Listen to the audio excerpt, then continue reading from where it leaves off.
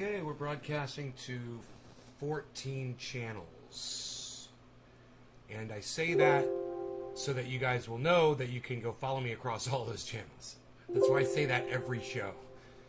Feel free to go follow me across Hippie Chick across all of those channels. So that you'll get notified when I go live. Even when one of those channels goes down, there's others. So if you're missing my shows, you're probably missing that message. So, there we go.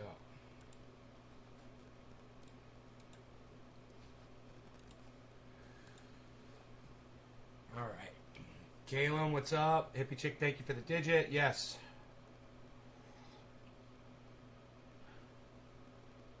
Hey, Carrie. Oh, why are you in the hospital?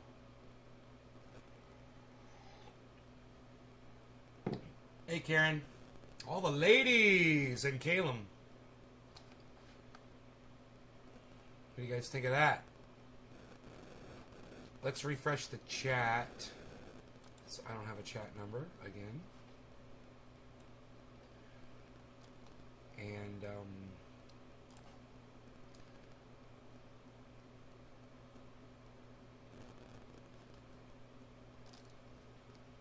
like this. And like this. I think that's good. Okay, there's my chat number. Very good, very good. Those plants are beautiful. Thank you. Thank you, Russell Lobb. Whoever you are, new person in my chat.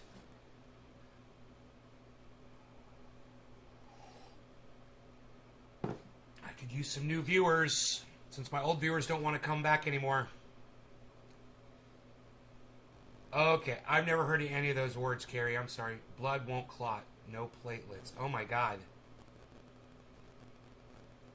You won't get blood clots, so if you get cut, you could bleed to death? It's horrible. It's so scary.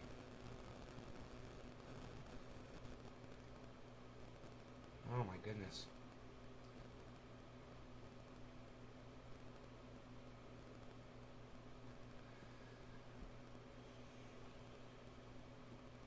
You almost lost your leg? Holy shit. What a nightmare.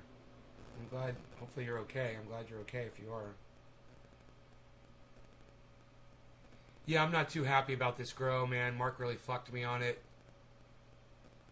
Put a lot of time, man, and dedication into it.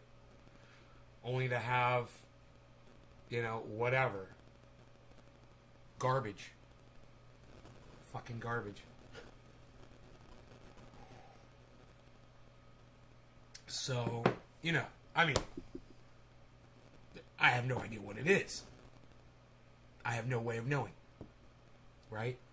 So I don't know how it's going to feel. I don't know if it's going to smoke. I don't know if it's going to be good or bad. I don't know if it's going to get me high or stoned or anything. Or if it's going to be low THC content or it's going to be too much. I don't know. But when you put this kind of work into something like this and this much time and energy and effort into it, it's not just a pot in a, you know, in your fucking back porch with a little cannabis plant growing out of it. It's this fucking big. It's a big fucking deal. So when you're doing something like this, yeah, it sucks when you have a friend who's a fucking liar and just straight up lies to your face. You know, Mark will literally just lie to your face. And that's what he did this time. He lied again. Yeah, it's all OG Kush. It's all from the same plant. Lie, lie. So, yeah, you know how I feel when people lie to me, right? You know, I would have traveled some more if I wasn't doing this. It's just, I sacrificed a lot this year so I could do this. And, yeah, just, you get fucked, man. This guy fucked me. He won't come over and help. You know, he doesn't come over and water the plants. He's never even sprayed one time.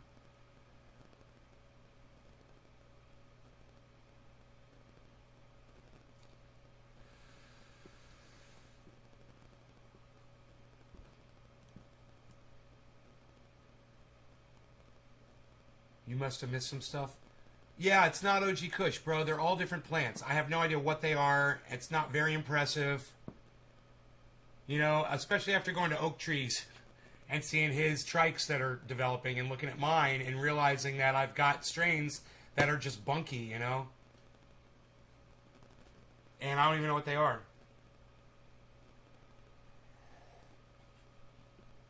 It's funny, Russell.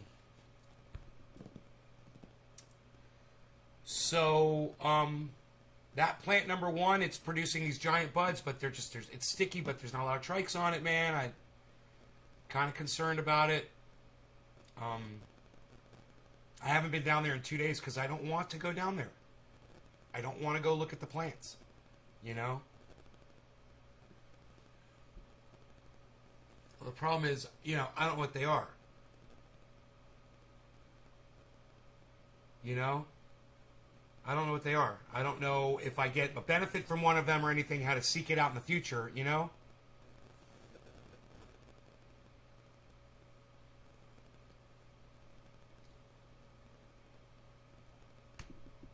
Plant number 1, plant number 2, plant number 3, plant number 4, plant number 5, plant number 6. That's what I've got. You know?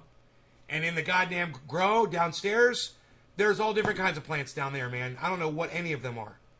They all look different.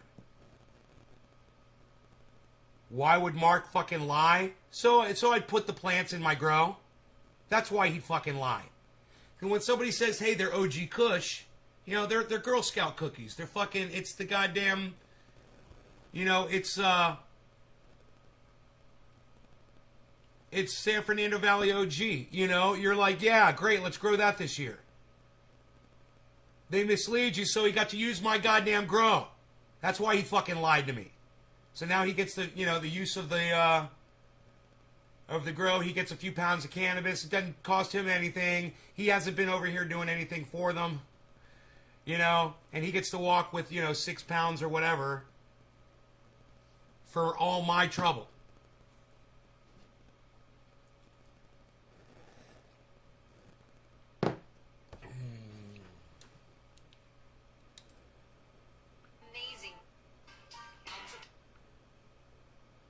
Let me tell you something else. This fucking thing with the girls with the eyelashes. Hey, look, if you're fucking cross-eyed and you're trying to hide that fact, okay, I get it. Otherwise, cut the shit, women. You look like fucking cartoon characters and you look stupid. Okay? You look like something I want to pick up and wipe my fucking floor with. Like a broom. So, the long eyelash thing, yeah, that's from the fucking late 60s, okay? And it died out for a reason, because it looks stupid. And I just want to tell all these dumb fucking cunts out there that are doing that, hey, go stand in front of a mirror for fucking 10 seconds and look at how stupid you look, you stupid fucking cunt. Are you fucking kidding me?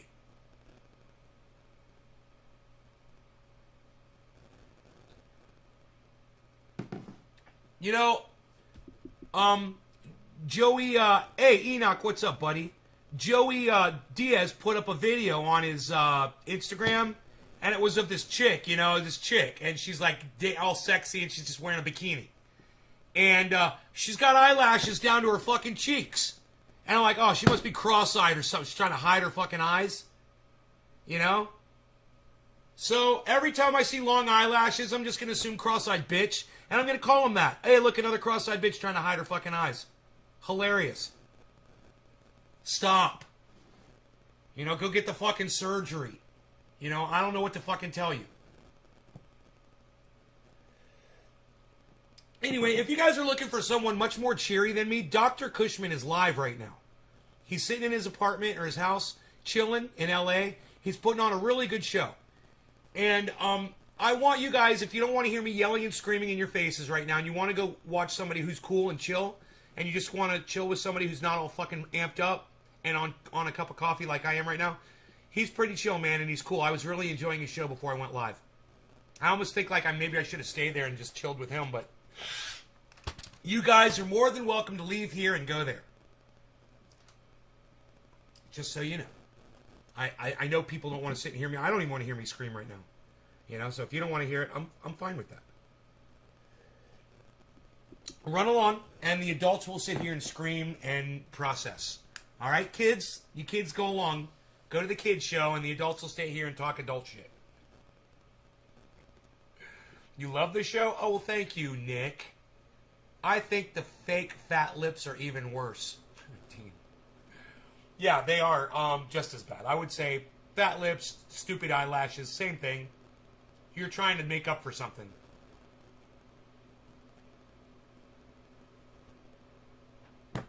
You know? Girls that wear long eyelashes are definitely trying to overcompensate for something. They're overcompensating for something. Jason Moody. What got me amped up? Probably somebody doing this on purpose. Don't be so presumptuous, bro. Nobody's done anything on purpose, bro. I came in here and I just was talking about some stuff. You think I'm that weak-minded of a person that if I'm in a bad mood or if I'm yelling or I'm processing, that it's because someone made me feel this way? Is that how much of a pussy you really fucking think I am, bro? You calling me a pussy? What exactly are you trying to mean by that fucking statement? Nobody said anything to trigger me, dude. I came in here and I'm talking about some shit that fucking pisses me off. Welcome to goddamn Nays Garden, bro. Kirk. Thank you, Kirk Conger. I appreciate you, bro. Billy, reminds me of wax lips. Remember that? What the fuck was that crap? I know, didn't you fucking eat those or something? I can't remember, man. I can't remember wax lips. Fucking weird shit. I can't remember. I was too young. Anyway, like I said, man, I highly recommend Dr. Cushman. For those of you who want a nice... Jason's like, my bad, geez. It was your bad, bro. Don't be so presumptuous, man. Don't assume that I'm so weak-minded. You know, that I came here to be fucking trolled. I'm not here to be trolled, bro. I'm here to process some information. Just because I'm spouting off some shit doesn't mean some troll had a fucking hand in it. Don't assume that shit. It was your bad. It really was your bad. Now you're the one that got fucking called out, you know? Isn't that funny? You wanted it to happen, it happened to you. It's almost like you were begging for it, Jason. It's almost like you wanted it, Jason. Isn't that funny? Isn't that funny? It's like you wanted me to yell at somebody and it ended up being you. See how that worked? What's up with ASMR ear licking on Twitch? How the fuck is that legal? It's fucking nuts. I don't know. I saw that ASMR stuff. I had to look it up to see what it meant. And I was like, this is the opposite. Whatever ASMR is, this is the exact opposite of this. So I just want to... I want to congratulate... I should go, I'm sorry, I got to go. You're hurting my feelings. Later, Jason. Don't be so moody next time. That was a long setup, I know, but it was worth the punchline. Oh, fuck! Dude, that was the best fucking live stream chat joke based on someone's name I've ever pulled off. That was the fucking best. I'm still applauding you guys for not being such pussies and going after the ASMR bullshit. No, you don't mind when somebody's a little passionate and angry and fucking processing some fucking emotion, some raw, real emotion. And I'm a little frustrated today, so I'm yelling and screaming a little bit. Yeah, let's do a dab or a bong rip. What do you guys say? Your meth TikTok video? I haven't seen it yet. Billy, what did you do? The wax is sweet and flavorful. Yeah, I thought people used to, like, eat on those or something. Alright, so, I don't know where I heard that. Isn't that weird?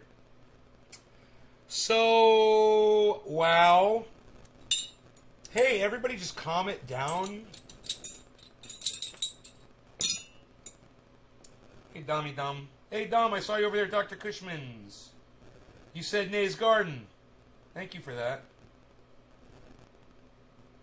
He always gives me a shout out. He's so good, man.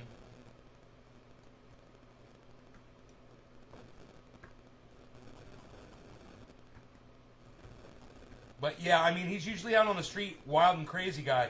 But today he's home in his house doing dabs, just talking to the audience, real chill stream, man. You guys would like it, man. I know I went live. I only saw one of you over there. It was Dommy Dom Dom. And I was glad. I was like, hey, man, at least one of my guys, you know. If I died today, Dom would be watching somebody on fucking YouTube that's live. You know? And that makes me happy, and that's why I tell you guys about these other podcasters. I'm not the only channel, guys, and I want you guys to, you know, I'm not going to be around forever, and there should be other people that you guys watch, man, and why not be people that I recommend? The people that inspire me, the people that I love, the people that I think are going to make you laugh or enrich your lives or educate you, you know? And you're getting it right from me, bro. And if these people, that's the other thing, if these people are enriching me, why the fuck do so many of you feel like they're not going to enrich you? You give them a chance and you just don't get it, so you move on. Man, that's not what podcasting is, man. You develop a relationship with a podcaster over time. You don't fucking put all your eggs in one basket. You don't put all your eggs in one show and let this guy, give this guy 5 fucking minutes to impress you. And if he doesn't, then you're out of here. Let me tell you something. If you're like that, you're a fucking piece of fucking cunt garbage. That's what you are. You know, you got if you see something, you like something, whatever, you're on Twitter, it made you laugh, it made you giggle, and you give it a like and you keep going and you don't follow that person, well, then you're never going to see anything else that they probably put up on Twitter. See how that works, man? When you guys take that moment to go that extra step, you get introduced to so much more. And, you know, if you want to sit home and watch, The Price is Right, you know, or mainstream media news, or whatever the fuck on YouTube, I don't give a fuck, and you're happy with that, fine. You know, if you want to spend your life and do fucking get nothing done and just be pathetic and be sad your whole life, fine, man. That's fine. I'm not going to force you to do anything you don't want to do. But I get so much out of podcasts from other people's podcasts, man. I don't just... And I'm going 3 times a day, and I still have time to fucking tune into other people's shows. You know, when they're live, I love seeing that. But then again, you know, I like podcasting. What can I say? I like being an audience member, and I like being the guy that's doing the podcast. I like both of them. You know, it's fun for me. And I realize it's not as fun for other people. So whatever it is you're into, whether it is what I'm into or not, cool. You know, when I'm gone, you'll have access to whatever the fuck, and you'll look for things, and you'll know how to find them, and it's not on me to have to introduce you to these people and shit. But it's just a shortcut, you know? Just a shortcut. Just like Hill D, you know, it's a shortcut to making your life better. Some of you might not want to hear it from me that you should be wearing masks or go get your vaccinations. But go listen to fucking gorgeous Hill D, who just lost her father to COVID, and maybe she can entice you into doing it. You know? Cheers to that, Nay. Callie-Anna. Thank you, Callie. Thank you, honey. I saw from your lives, bro. I was instantly hooked for life. For the rage and passion. I inspire you being who I am. Yeah, well, there's a few of you. But not a lot, and that's cool. You know, my audience has gotten so small lately. And I know the big channel is down, and I know that that's the source of most of my viewers. But at the same time, my viewers are just so unsupportive, man. I don't like to get too much into that, but they're so fucking unsupportive. Oh, God. Based my whole show on cannabis, and, you know, while I rise above the buzz, a lot of people can't. You know, and I'm just starting to figure this out. People can't rise above the buzz, man, and fucking motivate and activate and do shit. And they're just like, they're vegetables, man, sitting there on the other side of their goddamn smart device, you know? And I can't see you guys. I don't realize how fucking doped out you guys are. And when I say doped out, I'm not referring to cannabis. I'm just referring to your inability to fucking pay attention to things that are being said to you, man. Like a dummy, a dope. Doped out, low IQ, no motivation to learn another goddamn thing. I can't throw you a lifeline, man. You know, and I can't even reach the people who are. That's what really drives me crazy. Is there are people out there. I was just in Dr. Cushman's, bro, and he was chatting with so many people. They were all asking him questions. He was answering questions. They were talking. I got involved. It was nice. People talking. You know, it's cool, right? Not my crowd, not my audience at all. There's no conversation going on here ever. It's so boring. I'm so not stimulated. And I'm losing the ability to stimulate you guys. So, my bad. Like Kevin Moody said, my bad.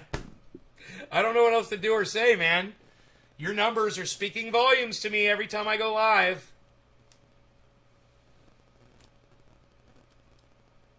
And whether or not it's like, oh, well, I only catch you on the main channel, or you're just too fucking lazy, it doesn't really matter to me, does it? The fact that you're not here is really all that matters. That's the fucking end result. And it doesn't matter why, what the fucking reason is, because I know there's so many reasons why some people don't show up. And sometimes it's got nothing to do with me. I'm just sick of fucking trying to figure it all out, man. You know? I'm all over the place, and it's not the same thing every show, and if you can't deal with that, you can't deal with me, I guess.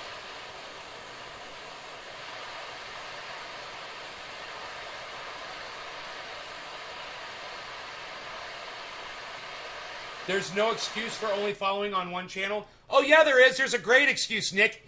Ignorance and laziness, bro, or the inability to listen to me when I'm telling you something. Just giving you simple instruction. Yeah, there's plenty of excuses, bro. No law regarding cannabis. Cannabis isn't just for all. Cheers. But I'm not really upset about that.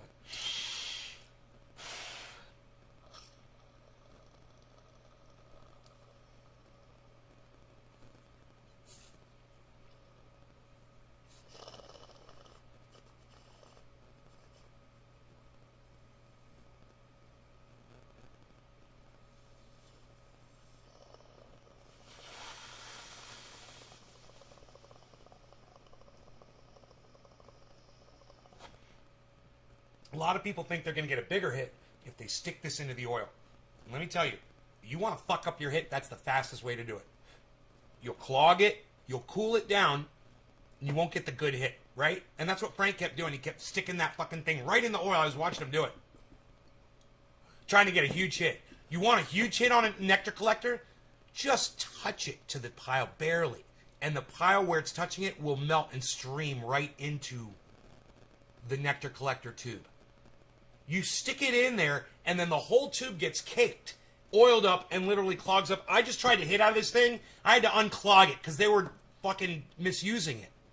If you use it correctly, you won't have those issues. You know? A nectar collector will give you the best hit, but you got to treat it with respect.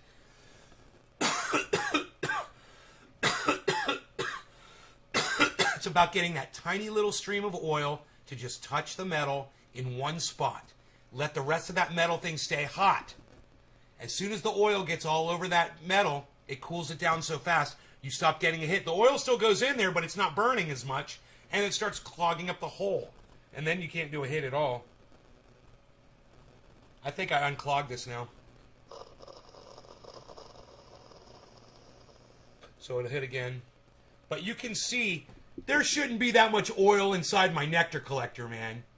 You know, that's just being greedy and unnecessarily. And what you end up doing, hey, Teula, welcome. Did the show just for you again, Teula. Unnecessary. And what you end up doing is not getting the fucking hit you want. You know, so I do the first hit, pass it on, and I'm like this. I'm fucking wasted.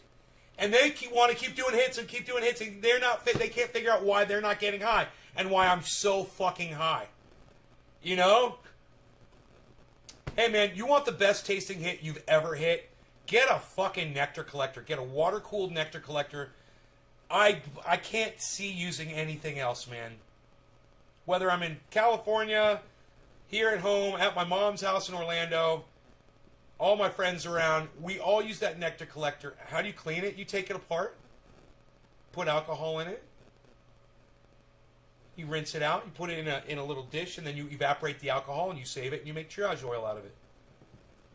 There's plenty of oil in there. You could smoke that oil. That's reclaim. That shit right there will probably taste good. It's probably still got terps in it and everything.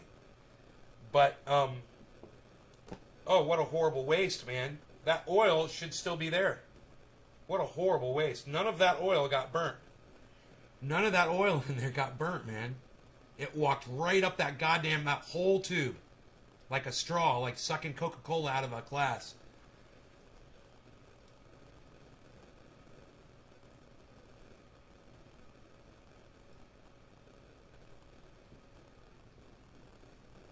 The best flavor. The smoothest hits. So much better than an e-nail. It looks delicate to take apart. It's fucking two pieces. The metal piece and the glass piece, they separate when you unclip the blue thing.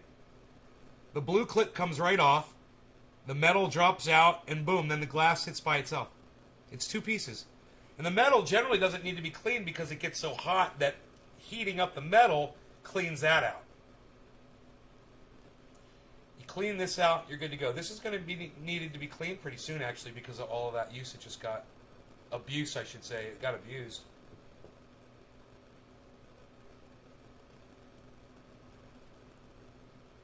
But when you guys are using a nectar collector, remember that. Don't just stick it in the pile. This is what happens. That's what happens when you do that. That's why my nectar collector never looks like this.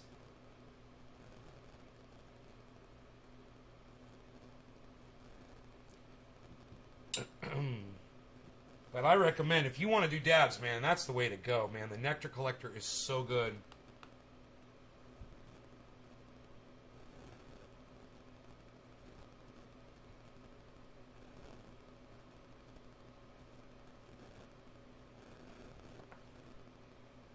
Industrial Revolution style, simple, strong design. Right? It's a plumbus. The plumbus is made perfectly. And Jim left me this. He's like, we don't want to take this back with us on the plane, bro. Why don't you just keep this? I'm like, bro.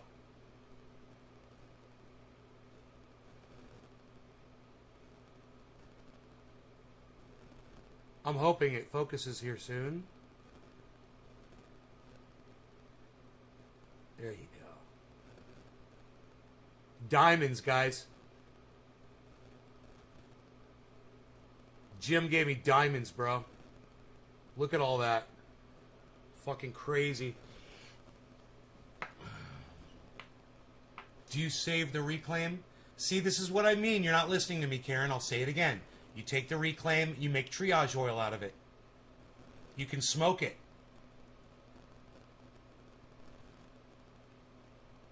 The phlegm out, because that's what holds all the phlegm juice.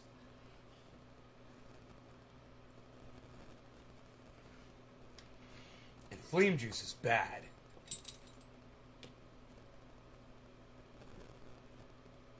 The plumbus. Everyone's got a plumbus. She says sorry. You got kicked off again? You got shitty internet like me, huh? Actually, my internet's been good ever since I started throttling myself. So, I had to do a lot of stuff around here to make it work. But I figured it out, man, and now I have plenty of bandwidth all month, man. I got it all figured out. I got, you know, when I want to do an interview now, we got plenty of bandwidth, and it won't be fucked up. I have 250 gigabytes a month now. It costs me $600, I think. I think I'm paying $300 on each. Something like that. $600 a month, man. So I can do this fucking show. And I don't ask you guys for a fucking penny. It costs me $600 a month in bandwidth right now. I'll never ask you guys for a penny. I got this. I got it. You guys don't have to give me shit. The benefits of being a millionaire.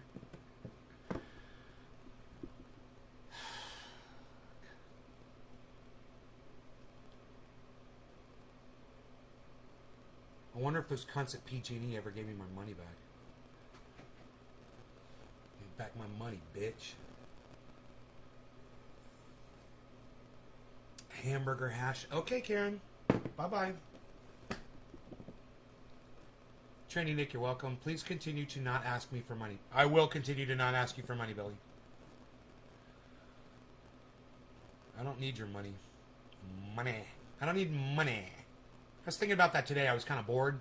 And I was like, hey man, if I wanted to, I could get on the internet and I could start trading crypto and make some money. And I was like, don't want to. Don't want to do it. I don't need the money. I don't want to do it. So I got the dog. I put him on the quad, which I never do. And I took him for a drive. We went into town on the quad. Went up to the store. Saw my store. Saw the mail lady. Asked her if I had any mail. She said no. We turned around and we came back. It was nice. We had a nice drive. Me and the doggy. He had fun. He's exhausted now. I took him all over the place today. Took him for a hike this morning. You know, it was nice. I haven't been working out. I kind of hurt my back a little bit about a week ago. It got better and I started working out again. Everything seems fine. But I've just been taking it easy the last few days. And I haven't really been assessing my progress at all. I haven't been looking at myself. And just kind of just taking a little break, you know. But I miss it now. And it's like I want to start doing sets again. I want to start. It's funny how you miss that, the feeling after you work out. While you're doing it, it sucks. While you're actually doing it, it sucks. But as soon as you're done and your muscles are all tensing up and shit, that feeling's amazing. You know, and then you're walking like fucking, like Chip Diamond. I'm up here. This is where I reside. I don't know why guys are like this. I'm up here. This is where I reside. You know what I mean? This is where I reside, pal. You know what I mean? It's my level. This is where I level off. Hey, Chip Diamond finds its level. Shut up. Chip Diamond. I'm starting to get fucked up and feel better. Took me 30 minutes, but that's okay. I was in a bad mood. Not a bad mood. I was just, I was a little irritated when I started this show. I was a little irritated. And, not at y'all. Not at really YouTube or crypto or my grow or... Do you know what? Mostly irritated around loneliness. Just being locked down and not having a girlfriend and just being fucking so isolated. I'm getting, you know, and having my friends over for the last few days, it made me realize how much I am missing hanging out with people. And so I got like a, you know how you get like a sugar crash when you have a whole bunch of sugar? I just had a friend's crash. And now I'm angry at them for abandoning me.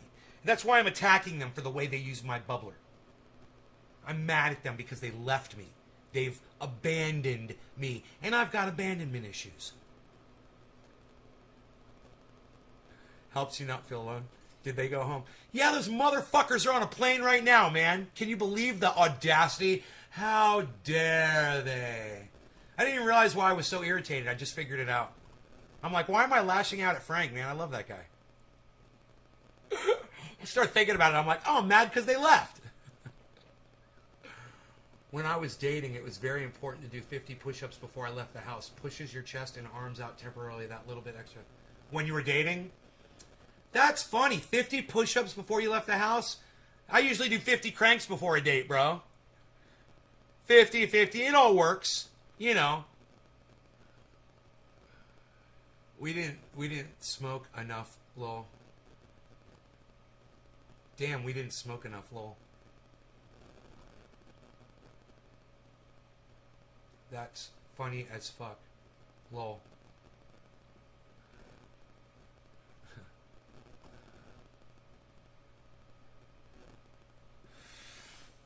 Oh. Yeah, man. Maybe do some fucking reps.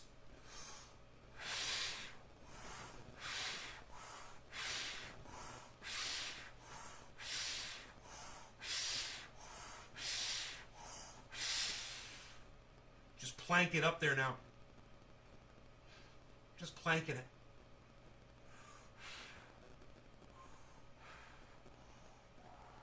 Wonton soup! Oh, dude! Man, my ex-girlfriend Donna used to make me wonton soup, man.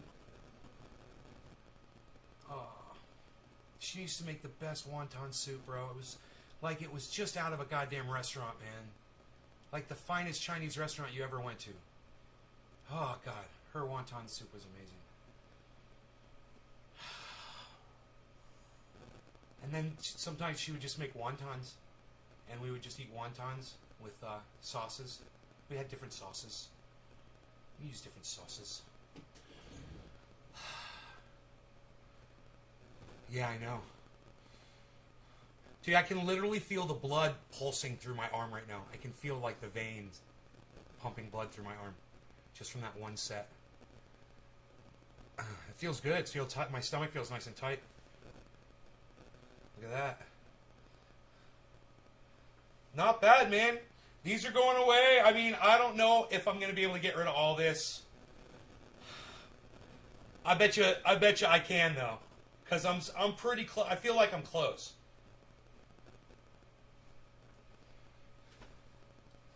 Joel, what's up? Wonton soup is awesome.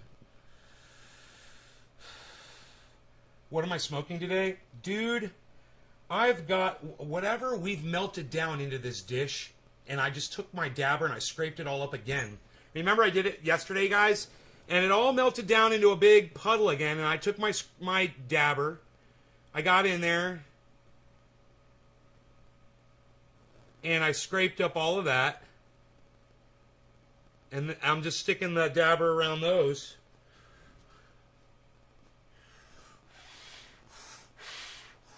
Well, dude, as beautiful as your wife is, bro, she could try to poison you. That's cool. You got to have give and take in a relationship, bro. Give and take.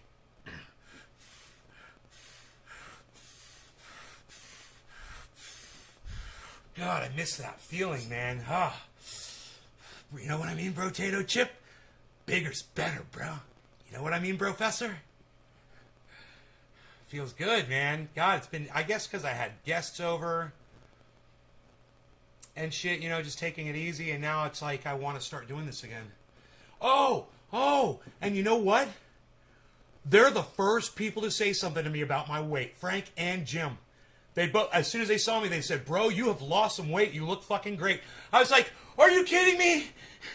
Come here. Bring it in. Give me a hug. I was like, you guys are the best. No one's told me that yet, man. I've lost 30 fucking pounds. Nobody said a word to me. I mean, people in my audience have, but nobody in real life has. Nobody. I have to say to them, hey, man, I've lost some weight. What do you think? And they're like, I must wear fat well, man, you know, nobody can fucking tell that I've lost weight.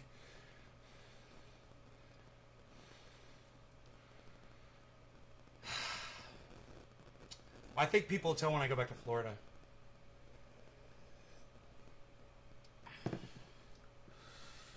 Take my shirt off at the beach.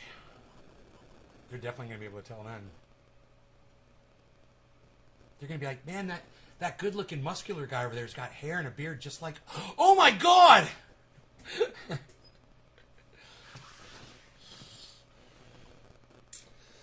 Okay. What? Ain't nobody's trying to do that anymore, pal. What are you even doing? Nobody's even doing it. Dude, let me know if that's bothering the computer sound. Computer, stop. Bro,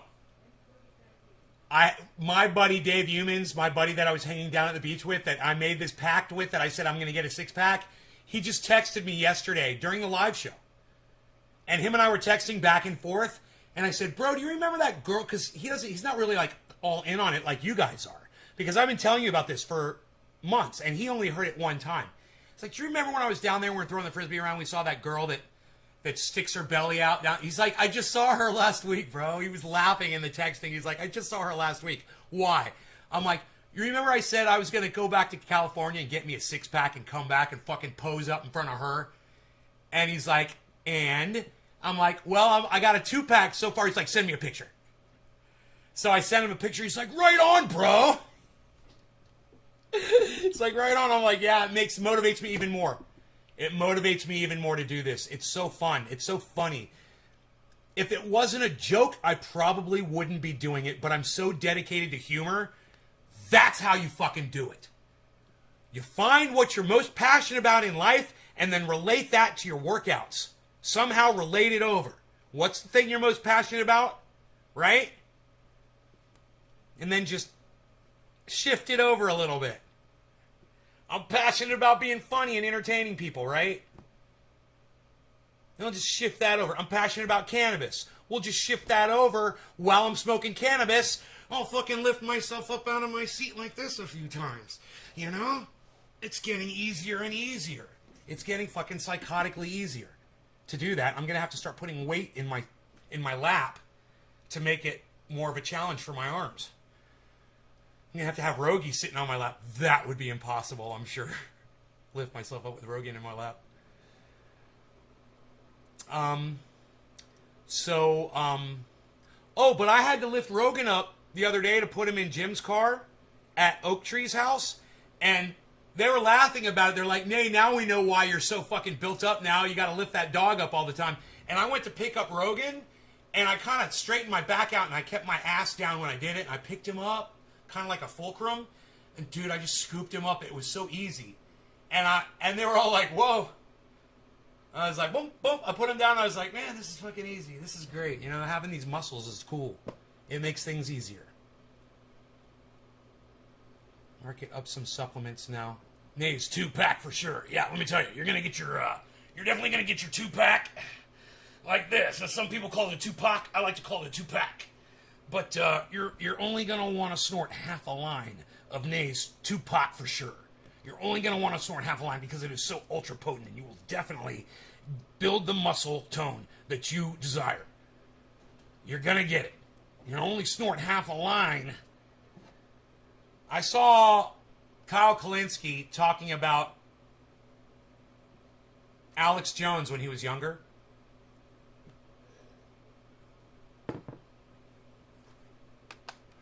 And I want to show you this part of this video because it's fucking hilarious. Now that I think about it.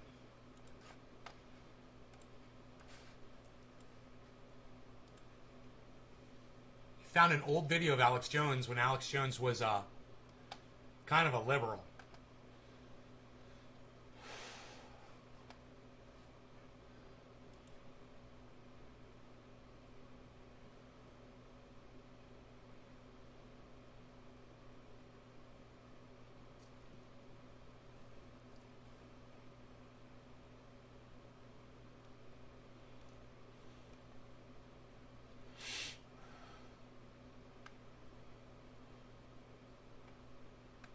Oh, I must have been on another video watching it. On another channel, I mean. Okay, no problem.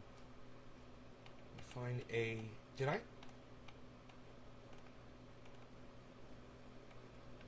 Okay. Secular talk.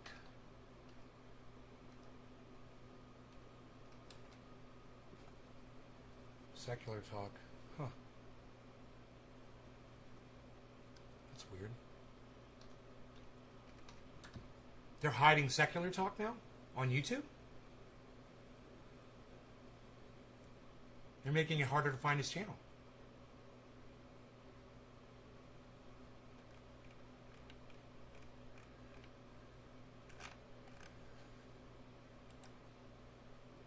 So, a couple things we're going to point out right off the bat here.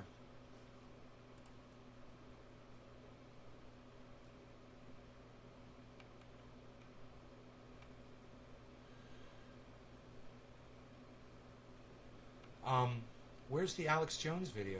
Oh, there it is. A couple things we're going to point out right off the bat, okay, about this video. So I have to give credit here to David Dole.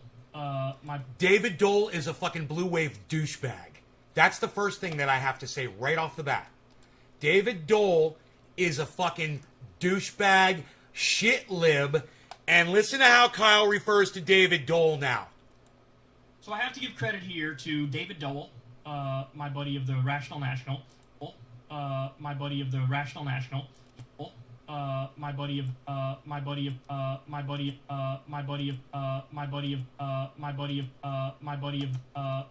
Oh, that's your buddy? Why do you look away from the camera when you say it? Why do you hesitate when you say it, Kyle? Kind of weird, huh? It's almost like you've heard some of his bullshit and you don't want to claim him as your buddy, but now, oh, birds of a feather, right, Kyle? you're becoming a shit lib. And we're seeing the metamorphosis before our very eyes. Of the Rational National. He... Fuck the Rational National. He's irrational cocksucker. Saw this on Twitter. This shocking clip of young Alex Jones. Come at me. He did a comparison. Look at what Alex Jones used to be like when he first started a career in broadcast or radio or whatever. Okay, watch this. Public access show or whatever it was. Watch this. Compare what he was like then to what he's like now. And then listen to what Kyle says. House, home, no. That's Alex Jones, my friend. Now, this was before, of course, I started snorting only half a line of Super Male Vitality every morning. Now, of course, it has graveled up my voice a little bit. But the focus and the penetrating stare that I get when I'm snorting half a line of Super Male Vitality, I'm telling you, it's worth every gravelly note that comes out of my throat, my friends. Now, you're going to want to go to Infowars.com. You're going to want to go to PrisonPlanet.com. You're going to want to check out all of my material that I, Alex Jones, of course, like to put out there on the internet. You're not going to want to miss a second of that content. Now, remember, Infowars.com, PrisonPlanet.com. We've got the finest water purification, filtration systems on the planet. We've got some of the finest protein bars. Our protein shakes, the flavors are phenomenal. We've got super female vitality. We've got super dog vitality. We've got super cat vitality. We've got super boa constrictor vitality for your pet boa constrictors, folks. We've got it all over here at Infowars.com. You're going to want to check it out. Now, this is Alex Jones when he was younger, right? Here we are at a council member's house, home, down here in Austin. And I'm not going to tell you their address. And then they show Alex Jones, then and I now. will eat my neighbors. I'm not letting my kids die. I will eat my neighbors. I'm not letting my kids die. Honest, I'm going to be honest with you. I've extrapolated this out. I've extrapolated. I won't have to for a I few won't years, have to for a few weeks. stuff, I've got it all but figured I'm out in my literally head. my neighbors now. My neighbors. You know what? I'm ready. You know My what? daughters I'm aren't ready. starving to death. My daughters I'll eat are my not neighbors. starving to death. See, I'll eat my neighbors. my superpower is being honest. I'm a I'll little eat your overweight. ass. I will. I'm not watching Trending Day anymore. I'm not doing my arm exercises. Combat model, optimum self-sufficiency. I am Probably the the leader. model of The self-sufficiency. point is, You're going to want to go to Infowars.com. because You're going to I'm want to somebody snort only who half a follows line this, of and Super I'm Male talking Vitality in the about morning. having to eat my neighbors. You think I like sizing up my neighbor? Listen to this. Listen to That's this. incredible. Listen to this. That's incredible. Listen to Allow this. me to join in with the chorus of people saying the following. What the hell happened to this guy, man? What happened, Alex? Guys, there was a time... I mean, you could argue that the point he's making in that old clip is sort of a left-wing point. He's just pointing out the hypocrisy of some, health official.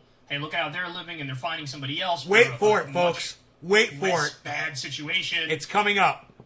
I mean, you could Here argue we he's go. actually doing good work there. Like, what he's doing is positive. Fresh-faced, a lot of people are pointing out, sort of good-looking. Kyle, you look like a fucking pinched-faced monkey, okay? You are the most unattractive person, and you make yourself more unattractive with your stupid, moronic Forrest Gump buzzed haircut. You look like a cuck bitch, Kyle. Okay? You look like you're eating sardines that are rotten. All right? That's what you look like all the time. You're unattractive, Kyle. You're an unattractive man. All right? Your mustache makes you look fucking dirty. All right? Your orange skin makes you look like Donald Trump. And you look greasy and sweaty and disgusting all the time. You're not an attractive guy. Do you want to see a guy who looks good? You want to see a good-looking guy? That's a good-looking guy right there. When Alex Jones was younger, he was a good-looking guy. I'm going to give this motherfucker credit. When he was younger, he looked good. He had it going on. Now, you might fucking hate Alex Jones. You might disagree with every word that he says. But if you look at this man and you say, oh, yeah, he's not attractive. I don't find him attractive. You're full of fucking cunt shit. You're a fucking dead-ass liar. He's a damn good-looking man. Now, you want to see a fucking weasel pipsqueak-looking motherfucker? Look at that. And now look at this. Who's better looking? Young Alex Jones or today Kyle Kalinske? Who's a better looking man? Who's a better looking man? Alex or Kyle? Put it in my chat. Alex or Kyle? Old Alex or Kyle? Old Alex or Kyle? Who's a better looking dude? Be honest. Alex Trendy Phillip gets it. Nick Brown gets it. Alex Jones a better looking guy than Kyle Klinsky is today. With his stupid Forrest Gump haircut and his little pinched fucking face. And you know, fucking mouth expression all done. Alex Jones is a more attractive man. I'm waiting for one person to say Kyle in my chat right now. Just one person. Everyone thinks old Alex Jones is better looking. Who the fuck are you trying to kid out? I mean, Kyle, and this is the point. He'll fucking literally just misrepresent the facts that you can just look at. He's a good looking guy. Thank you, woman. Hippie chick. Yeah, he was a good looking guy. Alex Jones, he was a good looking guy. Fucking Texas dude, looked good. Young, virile, fucking healthy looking skin. Nice hair. You know, dead set fucking eyes. He didn't look like a cuck bitch. Like a clown fuck. Like this guy. This guy's a fucking clown. He doesn't even take himself seriously. You know? Because he knows he's a fucking clown. You're in no position, bro, to be saying that Alex Jones was, yeah, you might be able to argue that he was a good-looking guy. What? What did you just say? You don't know how to look at things and just call them for what they are anymore, Kyle? God damn, I miss you, bro. I fucking miss you. You used to be good. Chorus of people saying the following. A chorus! What the hell happened to this guy, man? A chorus of people. What happened, Alex? Guys, there was a time, I mean, you could argue the point he's making in that old clip is sort of a left-wing point. He's just pointing out the hypocrisy of some, health official. Here we go. And look at how they're living and they're finding somebody else for a it warms us up for what he's about to say. Bad situation. I mean, you could argue he's actually doing good work there. Like, what he's doing is positive. Fresh face. A lot of people are pointing out, sort of good-looking. Sorta? Sort of good look. Sorta? Sort of Sorta? Sorta? Sort of. Sorta? Sorta? Sorta? Sort of good. Sorta? Sort of good look. No, Kyle. I'm sort of good looking. You're an ugly little rat-faced fuck. I'm sort of good looking. And fucking Alex Jones, when he was younger, he's fucking drop-dead gorgeous, man. That motherfucker was pretty. All right? For you to even try to misrepresent the facts that Alex Jones used to look fucking goddamn like a Greek god. He did. He looked fucking great. Motherfucker looked great. I'm not gonna lie. The guy looked great. Why is that so hard for Kyle to just be honest with his audience and say, hey, he was a good looking guy? Why? Because even the simplest facts, he's gonna side with his cuck bitch fucking douchebag friend, the fucking rational cuck-faced douchebag, right? Who's trying to make fun of Alex. Oh, you could argue. Oh, people said. Dude, the fact is, he's a good-looking guy. Get the fuck past it, Kyle. He's better looking than you will ever be. Alex Jones was better looking than you will ever hope to fucking be. You're fucking a beady-eyed, rat-faced monkey boy. That's what you are. And the only person I can think of who's uglier than you is fucking rat-faced monkey boy David fucking Pacman. You're both ugly cuck bitches. And this guy right here, well, shit, if you guys looked half as good as him, you'd probably have 10 times as more followers like he does. Fucking hilarious. I'm gonna eat my neighbors. That's incredible. That's incredible. Let's move ahead. Me to join in with the cult let's move ahead. After he was a bodybuilder. God, Alex, the years have been rough to you, dog. What happened? That was 1995. Okay, now that is true. Alex Jones is fucked up looking today. He used to be a good looking guy. And I'm going to tell you this. I didn't know that. I didn't know that Alex Jones used to have the looks, man. He did. And it kind of helps you understand him a little bit more. When you see where he came from and you see his past. He's like, oh, man, that guy, man, women probably used to chase that motherfucker around. You know? It'll go to your head. You know, I know guys who are dead who used to be like that. And they're dead today. You know why? Because the thrill is gone. You know, they've lost that spark that they had when they were younger. And they base all of their happiness on those emotions, on those feelings of their past, without realizing that, hey man, we die as we get older. We die off slowly. And things go downhill, and you have to be ready for it. Joe Rogan does a really good... We should probably watch it. Joe Rogan does a good speech on it. Somebody put a bunch of stuff together that Joe Rogan said, but it just hits really hard. It's really good. He talks about, trying to reach your greatest potential when you're younger, while you're still healthy and virile, and while you can still do it. He says, because we grow old so fast. It's a great speech. Maybe we'll go to that later. Now, I don't know what else Kyle says here, so let's listen to a little bit. That video came out. Look at how he looks now. Look at what he says now. Look at you, squinty, ugly motherfucker. Hey, listen. It almost makes me feel bad, because I don't know. You guys tell me. I don't know if this is... It almost makes you feel bad? Dude, my heart bleeds for Alex Jones, man. He's bitter. The world has turned him into a fucking monster, and that's sad. He used to be a beautiful guy. He was a beautiful guy, man. And the world and the things that he found out and the things that he thought he found out, the lies and the truths, turned him into what he is today. It made him into this bitter, contemptible, abrasive. I wouldn't even want to sit down and have a coffee with him off camera. I just wouldn't want to do it. I would feel very uncomfortable. He's not that kind of a person. This guy, yeah, I'd sit down with Kyle and I'd chill with him. David Pakman, yeah, I would. I'd sit down and have coffee with them. Alex Jones, I just figure you'd never be getting you'd never see the person that was there ever. There is such a disconnect.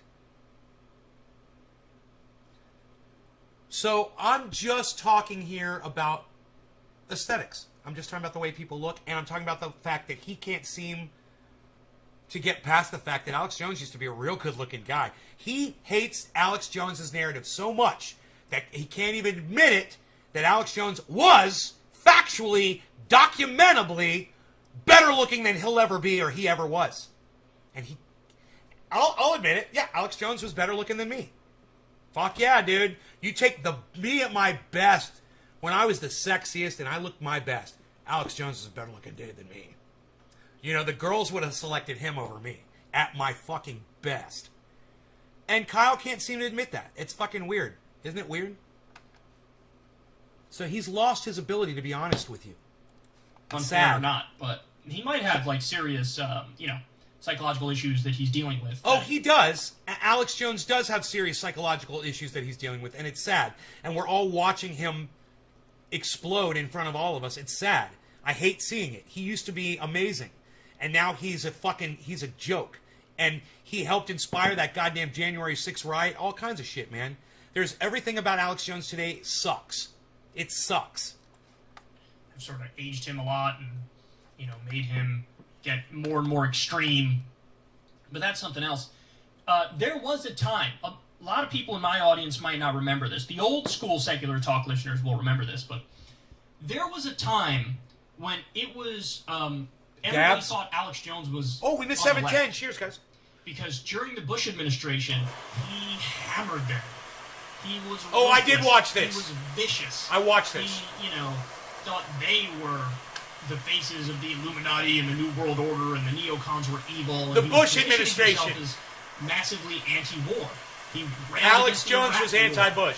And anti-war. He was one of the big proponents, of course, of the 9/11 conspiracy theories, which said that Bush and Cheney and the administration did 9/11, and so most of his show back during the Bush era was beating up on the Bush administration, no longer beating up on cannabis, neocons, and positioning himself as anti-war. So there was a time when everybody thought, oh, Alex Jones, he's like that left-wing conspiracy theorist. And you're seeing, by the way, again, 1995, that's the era even before the Bush era, of course, early 2000s was the Bush era. But man, it's crazy to see, isn't it? But obviously over time, when Trump came along, he sort of hitched his wagon to Trump and went full, MAGA, fake populism. And under Obama, of course, it felt like he had somewhat reasonable criticisms of George W. Bush, Under Obama, he went full, like, you're a demon. I remember him covering a segment where there was a fly that landed on Hillary Clinton or Barack Obama, and he thought that was evidence that, like, they're demonically possessed. We've covered more Alex Jones segments than probably anybody in new media. I mean, you type in Secular Talk Alex Jones and just have a field day. Go watch the 100 segments where we covered things that Alex Jones said. But, yeah. Because you're a bully, Kyle. You're a bully, and you were bullying Alex Jones. He was an easy target for you, because he was lying. It's true. Time has not been kind to this man, that's for sure. Not only not been kind to his look... But you know what, Kyle? You should punch up, bro, not down. Take some advice from your friend Jimmy Dore, who's no longer your friend. But has not been kind to his ideology. Because he went from somewhat lefty and clearly his feet were on the ground to floating up there in space somewhere, touching Neptune and... That's true. Making incoherent arguments and saying creepy things like this. That's true. That's true. So I give Kyle credit when he deserves it, and I will knock Kyle down when he deserves it as well, because sometimes Kyle misses facts. And to say Alex Jones, was supposedly a good-looking guy, or people claim he was a good-looking guy, and now be able to just sit there for yourself, Kyle, and look at something. Look at an orange and say that's an orange. Look at a Volvo and say that's a Volvo. Look at a good-looking man and say that's a good-looking man. That's the kind of guy I would see on the cover of a magazine. That's the kind of a guy I would see trying to sell me something on TV. Or that's the kind of guy I would see as a newscaster or a podcaster with a huge following. It's an inability to see the truth anymore, and Kyle is slowly falling down this hole where he can't see it for what it is. All he's got is blue flags around him now. And that cuck bitch, that cunt that he says is his buddy, the Rational National, he just wants to suck that dude's dick. I mean, that guy is just as bad. I watched just a segment from that dude not too long ago just to see where he was at, and I was like, this is fucking pathetic. I was like, I can't watch this shit. This guy's he's so narrative. That means he's not being honest with you. That means he's trying to alter the facts or alter his perspective even, just so it kind of, it coincides with what Joe Biden is pushing down your fucking throats. This is where Kyle is headed.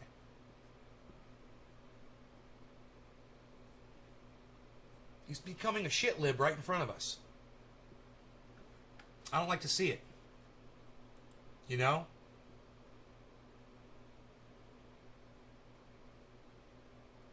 Richie Medhurst is live. Graham Elwood is live. Grammy Graham. With Ron Placone. With only 113 people watching. Thumbs up. Oh, they already got 92 thumbs ups, though. Like 5 times. Everyone gave a thumbs up. I hope to see him soon. My wife has never seen the E Street Band, so I'm hoping that's something we can do together at some point when he tours again. Cat B just put in the chat, Ron, listen to Thunder Road live at the Hammersmith Odeon London 75. Perfection. Oh, yeah. I will. Thank you for that. I really appreciate that. Yeah, some of those shows, I've seen some of the live footage from, 76 and stuff. They released some of it not too long ago, but, yeah, I've heard, those shows from,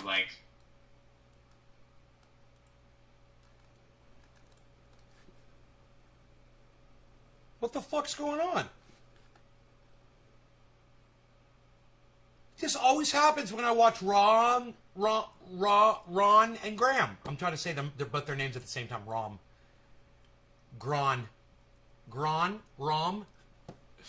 73, and then when Born to Run was released. When I watch these two guys, it always does that. Was 75, I think, and then the Born to Run tours around that time. Those were just top-notch shows from start to finish. So I've been told. I hate that motherfucker. Totally. He's one of those guys I gotta see. You gotta see him. Yeah, fuck him! He sucks! I hate him! Second to none. Highways brown with broken hands, left hand for drive. I defend because there's no place left to hide. Together we all live Street Band. Fuck the His book East was Street pretty Band, good. I Ron. liked his book. Love you. Hey, no disrespect. I remember too when we would go on the road, and anytime we'd have a rental car that had a Sirius XM satellite, we'd listen to what's his name, who was in Sopranos, that was in the East Street Band. Steven Van Zandt. You know, I'm always suspect of musicians who like singers who are horrible fucking singers. He, became an actor and a screenwriter. Fucking go live, man. And that's kind of like what radio used to be about before it all got homogenized and like it's a bunch of computers now. But that used to be what radio God, I really hate was. fucking Bruce And now Springsteen that's so sort of bad. that's sort of a dying thing, because even like He music cries my when he age, fucking that was something we had sings. to seek out. That was kind of before our time, even. So Here, younger little girl, generation, is your I daddy don't know if they know home about or they that go sort of and thing. That might leave be you something that all totally alone? passed them completely. You know I'm a Never child really were exposed. molester. Yeah, they should. And they should yeah, because they I'm should a listen to rapist. those Sirius XM. You guys like shows, that? 'cause that's I'm a what rapist? I grew up with was the DJ. Fucking Was the pink curator, Cadillac, the DJ, the pink radio Cadillac, DJ moving would, down the street, played pink Cadillac. their What, style of dude? music and, Your and, music sucks. And you get the late night guys God, I or the fucking weekend hate guys Bruce who really Springsteen. wanted to tell you a story about this song and this album and how it was made. Wow, beautiful I sunset remember tonight. that, especially too when I would listen Beautiful. to like jazz stations. They would Just really barely see it out there. talk about the jazz stations. Right I there. love that, especially when I moved to Chicago Sunset. from Wisconsin when I was 12. The jazz Beautiful station night. would like, Oh. tell you this whole. There were certain shows, God, and love then there to was a get a really good good jazz picture station for in once. LA when I moved to LA, and they would have like Friday nights were salsa night, and they'd play salsa music and tell you the story about that, and then they had a big band DJ and just played big band and would tell you about Benny Goodman and all this, like it was really, and the old school rock guys were like that too, and that's what Steven Van Zandt brought back to those. And you turned me on to that channel. Cool, man.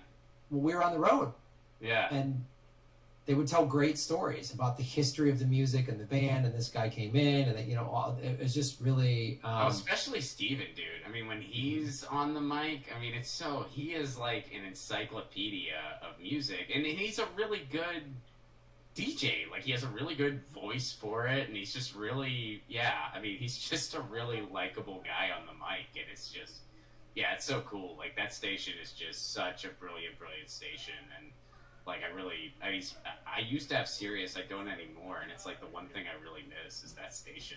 Like, that was the only station I listened to eventually. Like, it was just like, I'm sure there was other good stuff, but I just love that station, and I just like would only listen to that. Yeah, I would listen to. Well, you turned me on to that channel. Then I would listen to the Pearl Jam channel, and then I would listen to various like.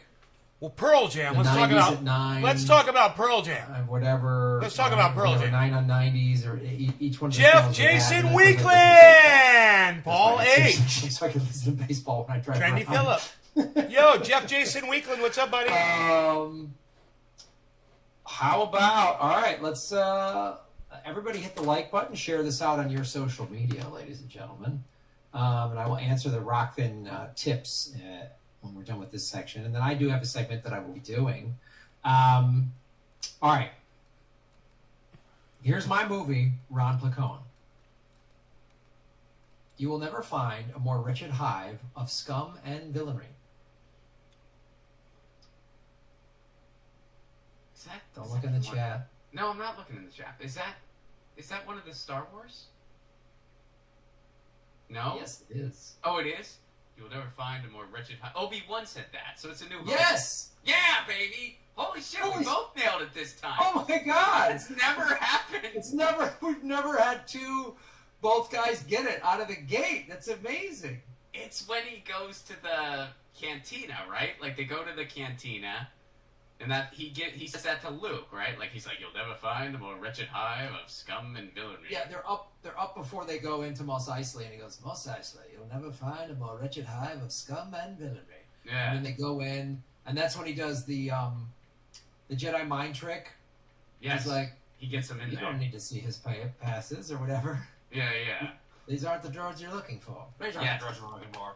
Yes, and he takes the droids. And I think in like when they released the unedited version of that movie, you actually Han Solo meets with Jabba the Hutt Let's talk about Pearl Yes. Jam. around that same time. You So you Love probably Names, saw. Jimmy Shark? You obviously didn't see the original first. You saw the re-release in the '90s, right? Yeah. So yeah, that was a scene that they shot in the original, which is This Is Star Wars: A New Hope, which was the first one. It came out in 1977, broke all these box office records, and it was just some guy in a hat, and they were like, George Lucas was like, this Jabba, he couldn't figure out like what Jabba was supposed to look like, and he just didn't like the footage. So then, by the time they got to Return of the Jedi, which by the way was originally titled, you know what the original title of Return of the Jedi was? I do not. Revenge of the Jedi. Huh. But But that's not the Jedi way.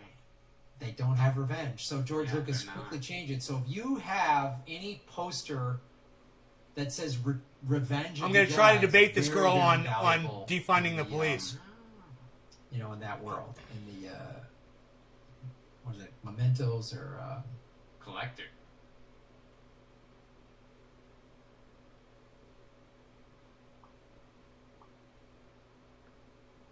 Huh.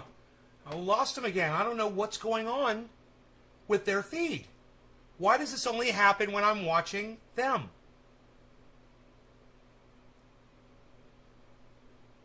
My cat peed on a $1 million Star Wars comic. $1 million Star Wars comic? Come on, man. How would a comic book be worth $1 million? Are there comic books that are even worth $1 million? Is that even a thing? Like, what's the most expensive comic book out there? How expensive is that? Collectors. Like a $3 million comic book or something? Stuff. You I mean, a know? lot of those original figures are probably worth a couple bucks at this point. Oh God, I had all of them as a kid. I mean, I would be if I kept. Skip forward I to don't the know if it was live. Stan Winston, but might have been one of these like very famous Hollywood like creature puppetry guys, right? Yeah. So they created what Jabba the Hutt was. So the first time we ever saw Jabba, Oh, I said was $3 million, in, right? And Just he's doing this this, big gross folks. monster, I don't and think that- comic that books was are great. really So that then they expensive. did The most re-release in expensive the one was 90s. $3.25 Now, million. 20 years That's later, the biggest they had one. the computer This technology chick in to chat's like, digitize yeah, this. my So cat went peed back on a to $1 the million original Star scene Wars of Han comic. Solo I talking ain't buying that to shit. Jabba and digitized in a big Jabba the Hutt. And that was all the and then put in all the new And stuff. I why think would you that have was my something worth $1 complaint million somewhere where a cat could Although pee on it? Well, You didn't dig it. I was so. Why wouldn't that thing be confused like because I was like, in oh a my God, case, I just- on this the is- wall, I was in a fucking safe? That I was like, badass, man. it You know, was there's so many nuts. things wrong with her bullshit There was story. things that was cool to see, like that scene and some cool stuff that George Lucas added. I think gonna tell her. certain scenes he might have added too much stuff, like the scene where they come into Mos Eisley and Obi-Wan that we were talking about goes, these are the droids you're looking for. There's all this stuff flying around. Like they put that. I just said, particular yeah, scene sure. Got a little too busy for me, but overall, I loved seeing Han talk to Jabba the Hutt. That was really cool. Yeah, it was a neat scene. I don't remember like all the other. Oh, she won't come details on the of live? it, but I remember. How- Like, you there know this being a already? few kind of Easter eggy type things where you'd be like, oh, that's like it'd be like a certain character walking by that you didn't even originally see at that time, but you saw them in the. So yeah, I mean, it was pretty neat, especially to see on like the big screen and stuff. But you know, especially after the lackluster that would follow with those newer movies. Those prequels are So so. the enthusiasm was short-lived. It We've was talked so the cool. prequels before. Oh, Episode 3 is the only one I think's okay. I like. She's episode gone, I 3. guess. And then the 7, 8, 9 I thought were okay, but 1 and Sure. 2, that was rough. That was rough. 1 and 2 is the hype leading up to 1. Yeah. So Yeah. No, it George was a lot. I mean, Lucas- I remember that, man. I mean, dude, like. She says, it was a giant Star Wars comic my dad had shrink wrapped. I wanted to read it. Opened it, and the cat had his way with it. I cried. Whatever. She says she was 13 years old. Like, it was like Whatever. Are you going to see Star Wars this weekend? It was like, where are you going? Oh, To see Star Wars this weekend, and it wasn't just the comic book kids. It was everybody.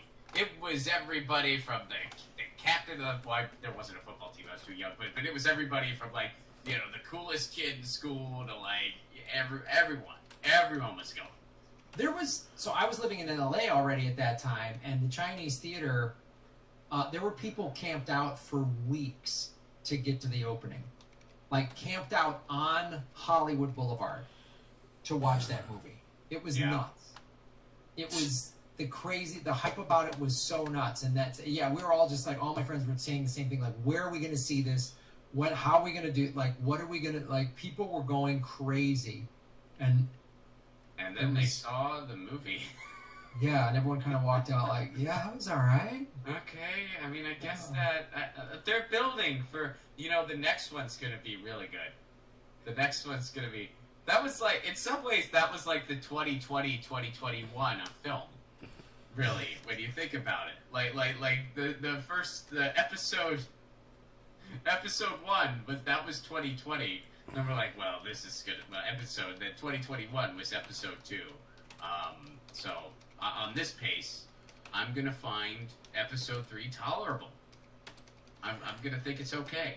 The fight scene with Anakin and Obi-Wan, that was a badass fight scene. Yes, it I was. enjoyed that. I thought that movie was alright. $25,000, most expensive Star Wars comic ever sold. But I thought it The was first really Star Wars good. comic was released July And 77, that's quickly another became a one. must-have for any Either collector. love it, The like, 35-cent like variant that, is or far you harder to love find it, and in the highest possible or they conditions. still hate Could it. make you All enough to three buy of your them. very Yeah. own land speeder. And I'm a little The in best between. copy Like, to I ever thought it sell decent. made I didn't love it. $25,000. Yeah. I could buy that. I could literally literally buy one of those right now. I could literally afford to buy the most expensive Star Wars comic. You probably had it on This Comic bitch Book. is a fucking liar in the chat. I just called her on her bullshit. She told the whole chat that her cat pissed on $1 million Star Wars comic when she was 13. Very funny guy has a podcast called Steel. Hey, Wars. Nace, He's just you like may be right. a Star I know Wars I'm super right. fan. I He knows Googled so much that about shit. it. I feel like I barely know anything when I'm talking to him. And we've had discussions about the prequels. I Googled that shit. People say shit. They don't think you're going to look it up. I always think Yeah, my people cat don't pissed look on at $1 it. million Star Wars comic. I always say they're not prequels. They are No, it didn't. Educational videos about It didn't. galactic trade. It wasn't worth $1 million. It wasn't even worth $250,000. It wasn't even worth $1/8 That's like. It was like worth those $1/16 diehard $1 million. fans, like, when That's they- what it was worth, if that. They're like, there just wasn't That's a all Super it could have been worth. $1/16 $1 million. There wasn't a Super Bowl that year. They just did like with Star Wars prequels. What prequels? Those were that wasn't a thing. That was a made-for-TV moment. That's all that was. I acknowledge. I exposed her in front of some 139 people in type of chat. Not a single media person in chat had content said a was thing about it. made using the Star Wars names, but they were not Star Wars movies. Like I said, they were educational videos, and that's what I will stand by. That has always been the truth. That will be the truth. That's how I'm going to. When I was in third grade, this group of kids made a Star Wars club, and to get into the club, you had to pass a test. They gave you this test, and I was not in the club. They were like, "Do you want to try?" And I'm like, "No, I'm not going to take a test to be in your club." I'm sure you had to be a virgin, right, to be in that club. Well, we were like 8, so yeah. Oh, okay, I'm pretty sure that was a pretty Good. good. That's But good. but yeah, I mean, I was like, I don't need to be in your club if I. But they really they noticed that there was a big, heavy guy to girl ratio. In fact, it was all guys, no girls. No. So yeah, right. So they really wanted a girl in the club. So they asked this girl to be, and she's like, I don't. They're like, please, will you? And she's like, okay. And they're like, you have to take this test. She's like, I don't know anything about Star Wars. So they gave her all the answers as she was taking the test. Oh, come on. Like one of the members was like just giving her all the answers, and she's like, okay. And then so she finished the test, and she gave it to another guy who clearly had no idea what was happening, and he was like, oh, you got 100%. You're in our club. We got our Princess Leia. Now we can do all the movies. Oh man, that's That that's was the thing. fantastic. I remember that. When you were talking about, like, people knowing a bunch about Star Wars, I remembered that. Because I remember, like, seeing the test. I didn't take That's it. funny, Billy. I And, see you in there. A couple of the answers I knew. A couple of them I was like, I don't know. I don't know. Like, one of the questions was, like, is there an E-Wing? Which at the time I was like, no, there's not. But now I think there actually is. I think there is an E-Wing, isn't there? Isn't that a thing? An E-wing, Is that a thing or no? like a fighter. Yeah, was there an E-Wing or was there not? These, Yeah, I mean, X-Men. dude, these. Well, yeah, I know there was an X-Wing, but that would have been too. So it was like, is there an E-Wing? And I don't. But I thought there was multiple wings. She's asking me the value of comics now. Question. I'm like, I Google mean, that shit. It's gonna these stop you from 8-year-olds spinning are more freaky with yarns. their questions. Miss $1 Million Star Those Wars knowledgeable comic group of 8-year-olds that your cat peed on. They were really trying to make sure you had the Star Wars knowledge pack before they. Dude, and if her father told her that thing was worth $1 million because the cat peed on it, he's a fucking piece of shit too. That was a good joke. in our 20s, Did you hear the way what I did there, pal? Did you guys catch that? like as a full-grown adult, and then like almost once a year, maybe we would play. My buddies would come over, and I have the original Star Wars on. Now you have 5 VHS wives in your own religion, Billy. and we would play. Billy's in the chat having fun with background me. while we would play Star Wars Monopoly. We did this well into our 30s. This was like you should. Yeah, it was the most, and I would do it to this day if I had this. If I still had the Star Wars game, if I still had it. Hey, Nick. I mean, yeah, dude. Why not? What were some of the properties you could get on Star Wars Monopoly? Is it like, you landed on The Ewok trash Village, compactor. That's mine. You landed in the Yeah, it trash was like that. compactor. It was like, That's badass, dude. yeah, it was awesome. It was like Tatooine was one of them. I mean, it was all that stuff, and you could be a TIE Lucy! fighter. You could be the Millennium Falcon. You could be, So what's Lucy's favorite Star Wars? Darth Vader. She likes Empire. I mean, she's a cat. She's like, I kind of like it when the good guys don't win. Exactly. I said Darth Vader, It right? proves my theory on humanity really fucking things up. When I was a kid, and I didn't understand, 3-act structure, and that basically Empire was just Act 2. The end of Empire Strikes Back, spoiler alert, folks. If you haven't where- seen it, If you haven't seen it, I'm sure Darth you were Vader's- just about to get around to it. I saw the original Star Wars in the movie theater, I think 14 times with me and my friends. Like, we saw it. Still all the tweeting time. that girl to get her to debate me And we about would play it all the time. defunding the police. And then when Empire Strikes Back came out, so I was about 10 or 11 years old when that movie came out. And when they say at the end of that, I was just like, what is going on? I was like, they didn't win. The Empire's winning. Darth Vader's Luke's dad. Like, I was like, I don't buy it. Darth Vader, we can't trust him. Me and my friends were just in a tailspin that whole summer. Like, what is going on? Like, this is just like, It I fucks was up just, your whole universe. Like, It do you want to go to the totally- pool? No! What the fuck? Luke's dad? I'm not going anywhere. his hand got cut off. Like, what happened? Like, the end of the first one, they blew up the Death Star. Everybody wins. Like, what's going on? It's just mayhem. The universe is in chaos. I can't sit there and just Was that where Spock was old? while everything's just collapsing around me. Like, what do you expect? Starboat. I was really shook up by that. We were just like, me and my friends, we debated, like, discussed it ad nauseum. Just like, I don't know. There's no way. I was just like, I don't trust Darth Vader, man. I just don't. Like, You were It thinking, was- I think he's the bad guy. yeah. You were, When he Man. said, I'm your father, I couldn't handle it. I was like, see, I didn't have.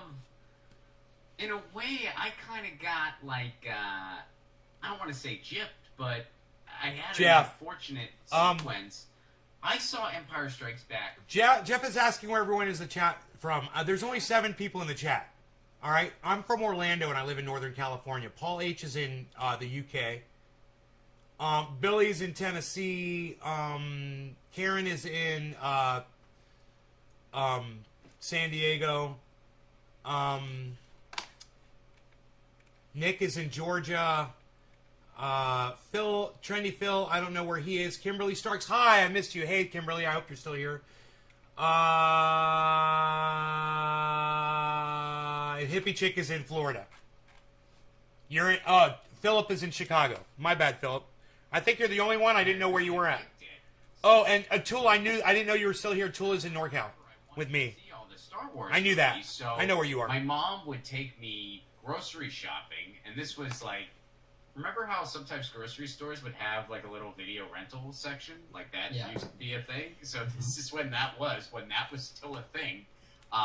So there'd be this video rental section. They didn't have a ton of movies, but they did have all the Star Wars movies. Huh. So I was like, Mom, can I? And I grabbed one of the Star Wars movies, and I was like, Can I get this? And my mom was like, No. And I said, Why not? And he goes, Well, because we have all three of them at home. You could just watch it at home. And I was like, Yay! So then like I watched Empire again because I was like, Well, I need to retain this. And then I watched the first one. So I kind of went backwards and then forward. And Return of the Jedi was my favorite one. I like that one the best. But as a little kid, A fully that has the Luke. most action. Like that has the most fight scenes and stuff. So when you're a kid, I feel like that's the one you're going to connect with. It's also you've got a fully formed Jedi Luke. Right. You've got we finally meet the Emperor, who is like one of the best villains of all time in cinema. Like, Totally. I'm afraid the shield generator will be quite operational when your friends arrive. Like, he's awesome, that scene. God, and he's sitting there with the lightsaber. He's like, oh, you want this? Yeah. That's right. Let the hatred flow. Go ahead and strike me down, boy. Like, he's awesome. 1 hour ago, that girl was all trying to debate us about defunding the police on Twitter, and she won't respond to any of my tweets now. Where I'm like, where are you? Aren't you coming on the show? You want to debate this? Let's fucking do it. Defund the police? Let's talk about that. Saves his friends and still wins despite the trepidations of Yoda and a celestial ghost Obi-Wan. Oh wait, wasn't it? No, that's not right. In Empire, that's when he defies Yoda, and then he gets his ass kicked. Well, yeah, he gets his ass kicked. In Return of the Jedi, Yoda just like, that's a really funny meme. Do you ever see that meme where they're just like, now that I'm a parent, I understand why Yoda just got so tired of answering Luke's questions. He just dies. Another spoiler. That's a really funny meme. I'm sure y'all have seen it online. Yeah. Well, it's also that's also where we get this weird, bizarro logic from Obi-Wan. Right, Nick? Where he's like, why didn't you tell me Darth Vader was my dad? He's like, well, from a certain point of view. He just gives this that was bullshit fucking double weird. Yeah, that was some bullshit. That was some bullshit. Why didn't you tell me Leia was my sister before I had this awkward kiss with her? Why didn't you tell me any of this?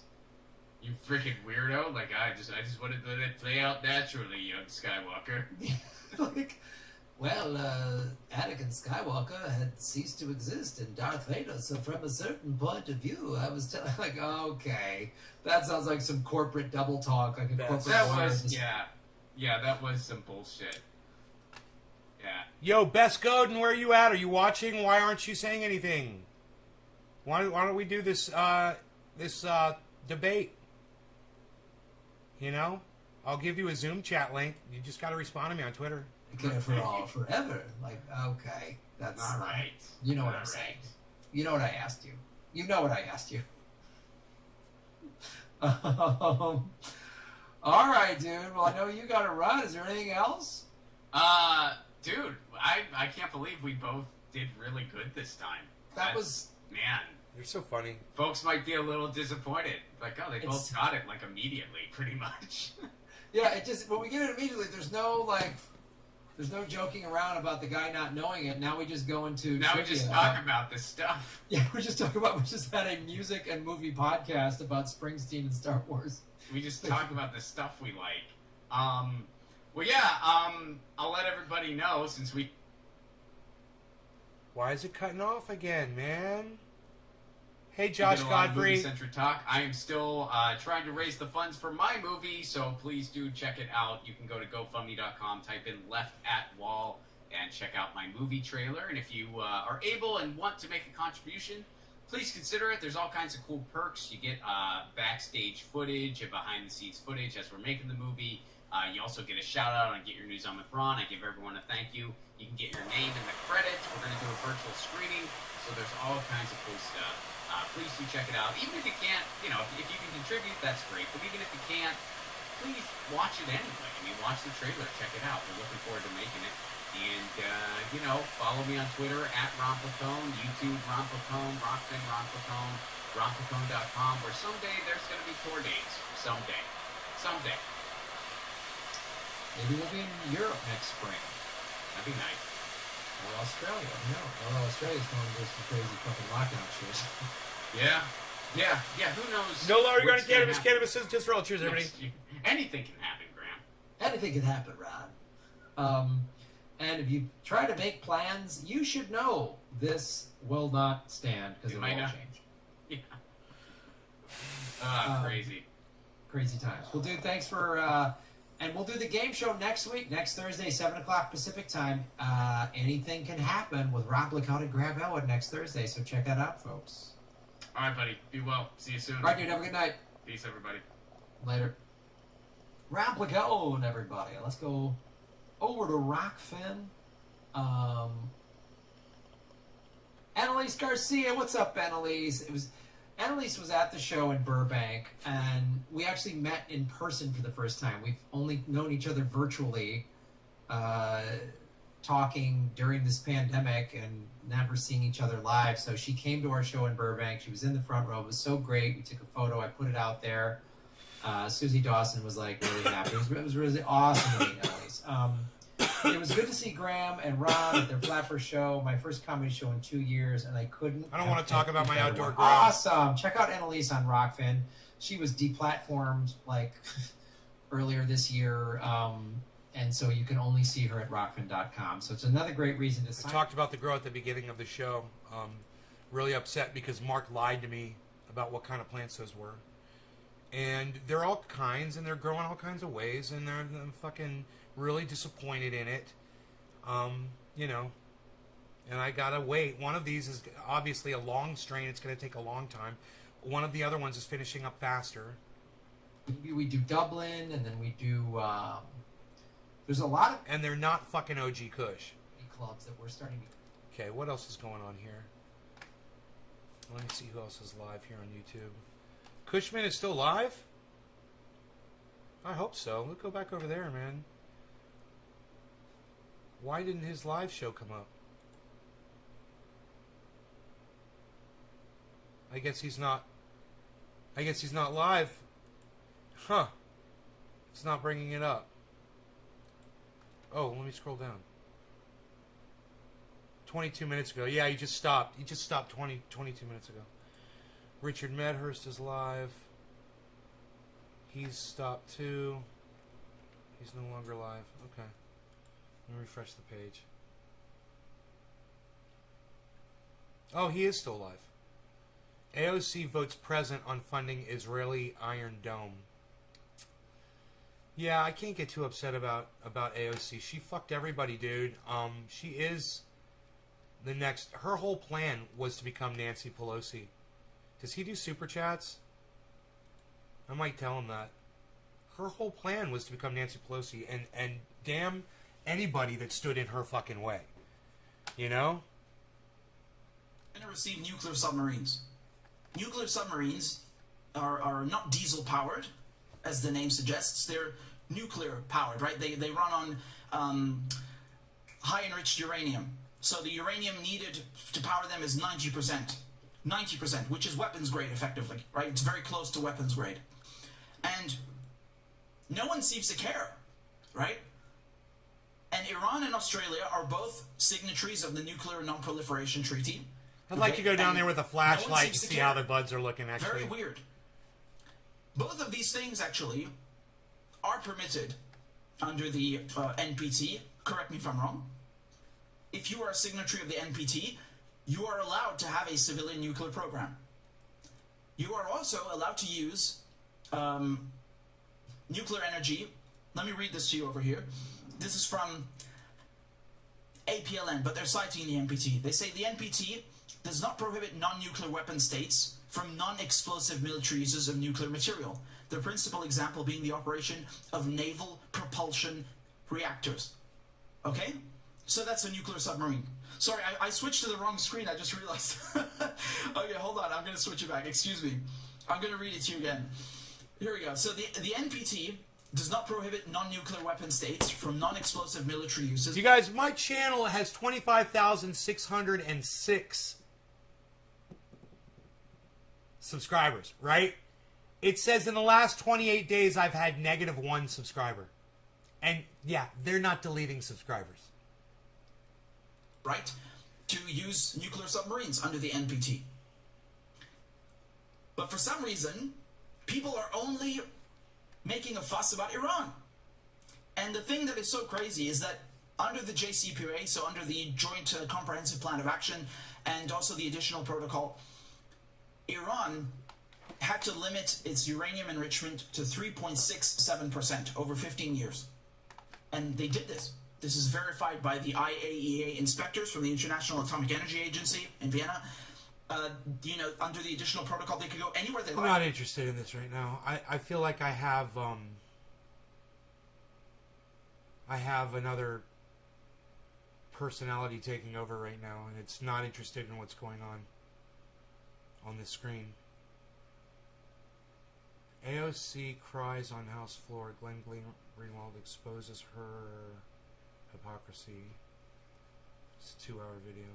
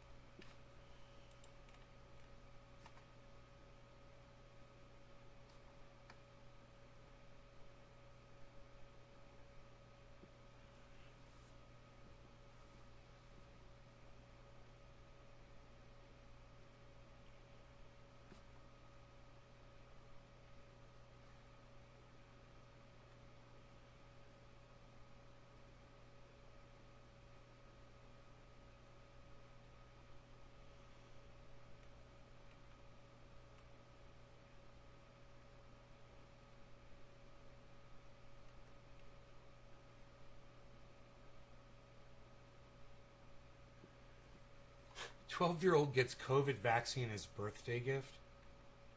Whatever. That's fucking the stupidest thing I ever heard. He's 12, man. Give him something nice. Give him a goddamn drone.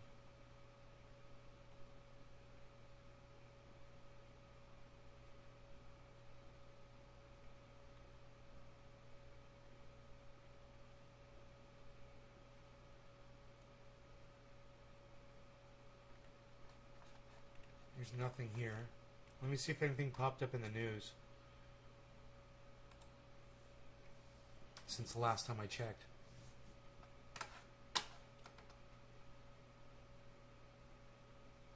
Lost my fucking audience. My main channel's down, and all those cuck bitches didn't fucking subscribe to any of my other channels. You know, what can I fucking do?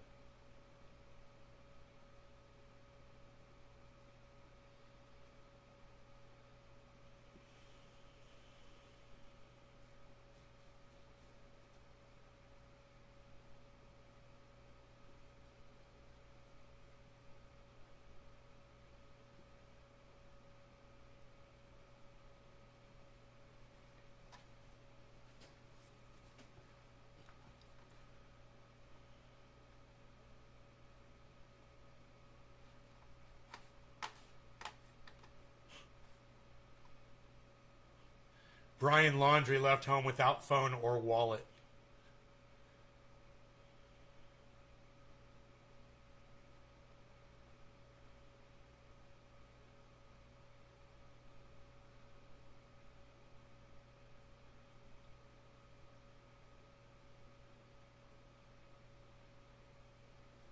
14 injured from a shooting, 1 dead in a Kroger in Memphis.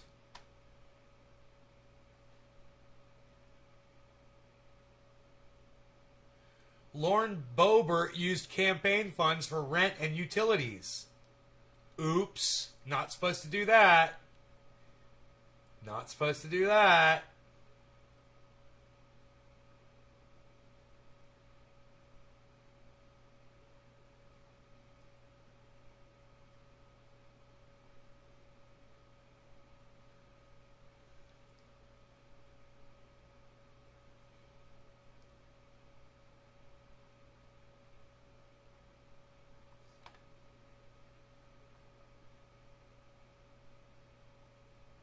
Tropical Storm Sam.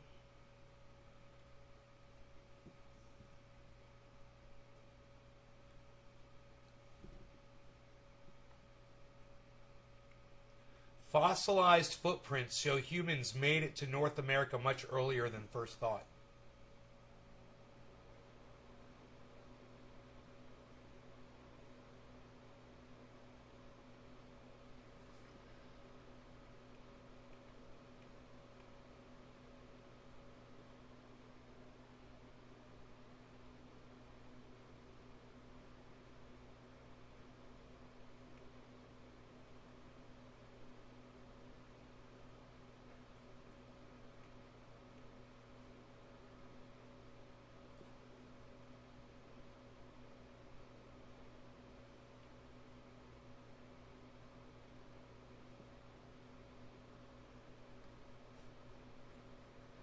So they thought that humans were in North America 16,000 years ago. So add 7,000 years to that. Humans were here 23,000 years ago in North America. 23,000 years, not 16,000.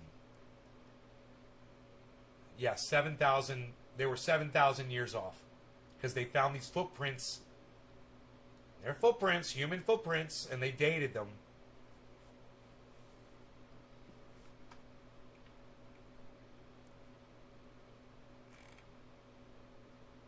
Wow, dude. Dude, these footprints are insane. It's almost as if the people back then knew to do this. Like, hey man, there's this fucking mud. Let's go walk in it, and years from now, people will find it. And they'll be able to tell. Look at that shit.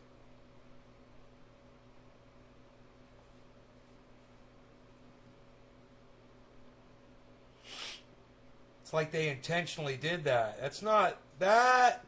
I don't know if that's two people walking across, which it could be. Yeah.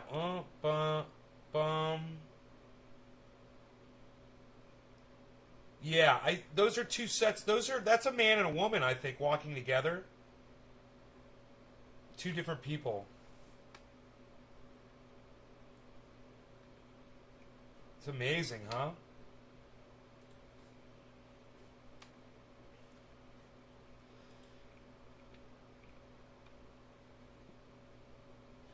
Bennett and his colleagues were able to accurately date 61 footprints by radiocarbon dating layers of aquatic plant seeds that had been preserved above and below the footprints. The prints, which were discovered in the Teula Basin in White Sands National Park, were made 21,000 to 23,000 years ago, the researchers found.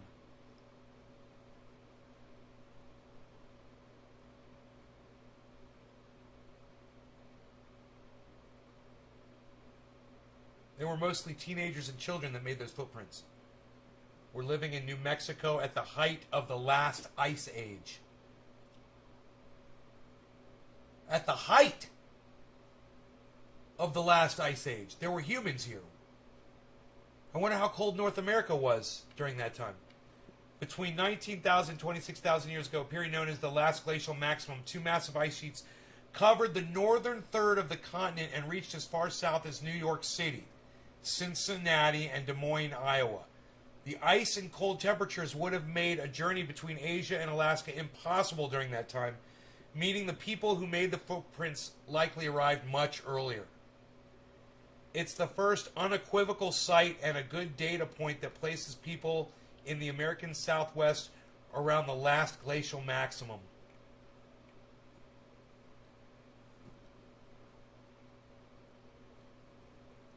Now, it's important because it allows you to look at older sites and more controversial sites with a different light. One such site is the Chiquihue Cave in Zacatecas in central Mexico, where flaked stone tools shaped by humans that date back 30,000 years ago have been found.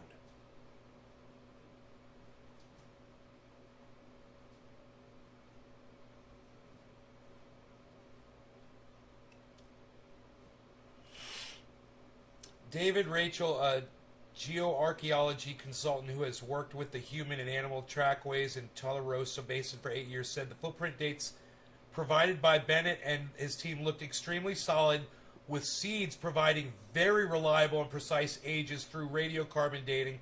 Plus, these dates come from seed layers located above and below the trackway surface, which brackets the track forming event.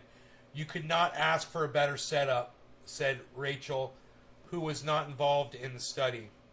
However, he said it was puzzling that no artifacts, such as stone tools, had been found in the area. These tracks suggest that people were in New Mexico way earlier than expected. This is a theme that is gaining some serious traction in the literature. However, we need to be cautious and more research needs to be done before we start doing a lot of arm waving, Rachel said. So these people were alive when there were woolly mammoths walking around with them.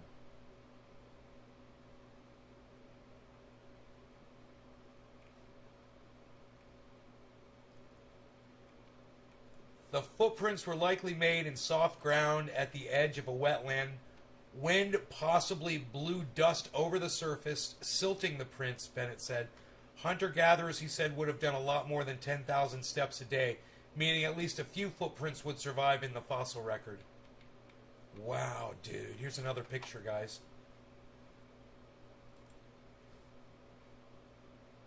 Look at that.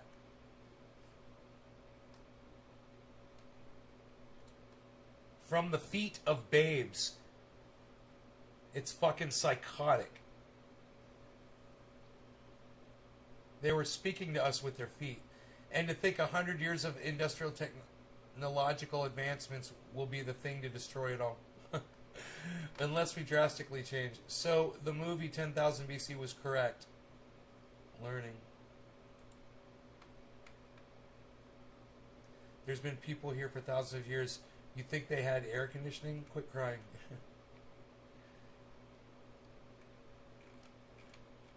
Alright.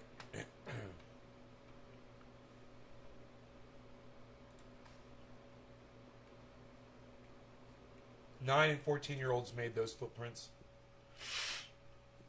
Tracks of mammoths, giant ground sloth, dire wolves, and birds are all present at the site as well. One hypothesis for this is that division of labor in which adults are involved in skilled tasks, whereas fetching and carrying are delegated teenagers. The children accompany the teenagers, and collectively they leave a higher number of footprints that preferentially recorded in the fossil record. Yeah, well, here's my question. Why are you just finding these footprints now, all of a sudden?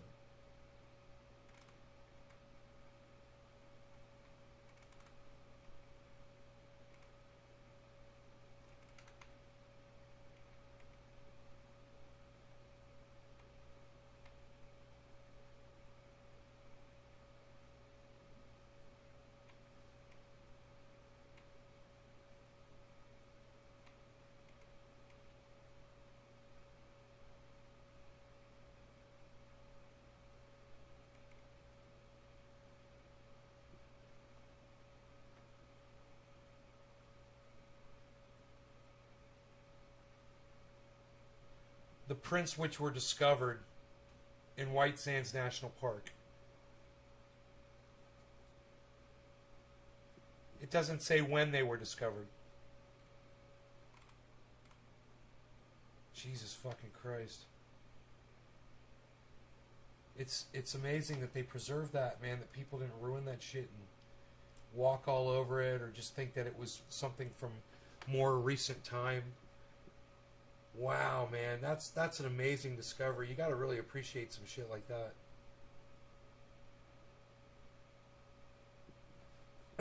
How the fuck did people live in the desert then? 9 and 14-year-olds, that's the first human trafficking. It's been hiding them for 7,000 years. 7,000 years. This was 23,000 years ago. These footprints were left 23,000 years ago. It's amazing.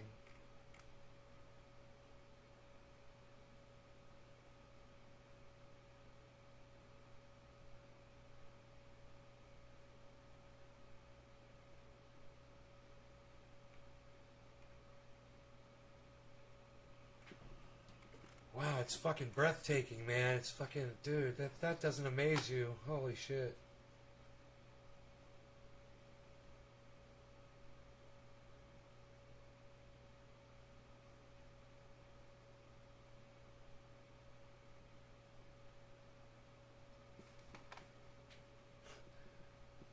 Turn on two-step verification by November 1st, 2021, or you will lose access to YouTube Studio.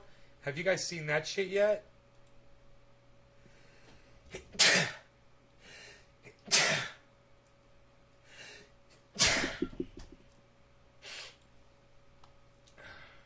Holy shit.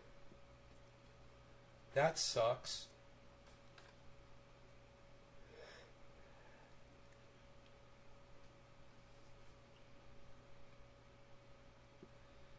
Two-step verification, man? That's bullshit, dude. Required. Like my channel is worth anything to anybody anyway.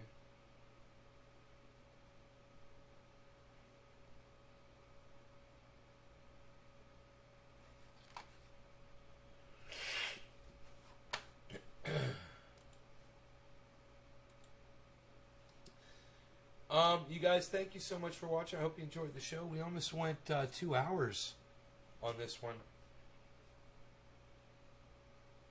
I'm sorry that I just can't get more people here. You know? 14 channels ain't enough. So, 25,606 people subscribe to the big channel, and there's 9 people here. Would have enjoyed to have that debate with that girl, but she ignored me on Twitter, I guess, so that would have been cool in front of 9 audience members.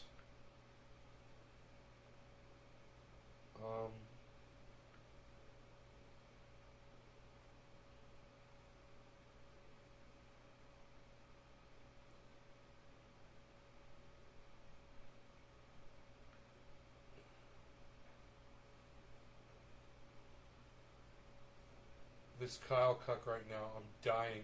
Phil's Garden, thank you, buddy. There's no video here to show. What is this? A link to this live video right now?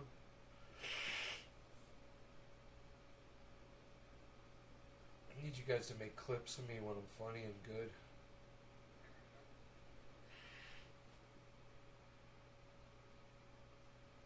This is pathetic. I'm pathetic, dude. This is fucking sad. I love you guys. Take care, man. I'll see you guys tomorrow morning. Bye, guys. Thank you, Nick.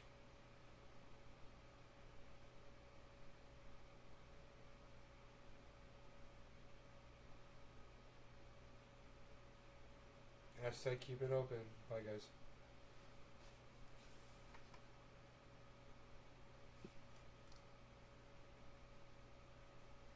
Can't believe it's only fucking 8 o'clock at night. Nobody's fucking here, man. It's 11 o'clock on the East Coast. Where's all my friends at, man?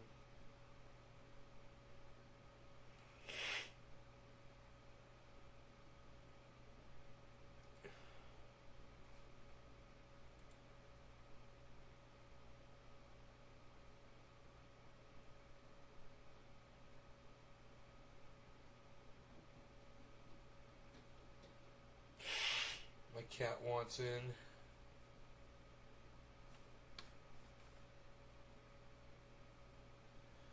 Here's a video about Lauren Boebert breaking campaign finance laws. You guys interested in that? I am. I'd probably watch this after I turn the show off. So I'll just go ahead and watch it with y'all. How about that? All 8 of you. Everybody else can fuck off as far as I'm concerned.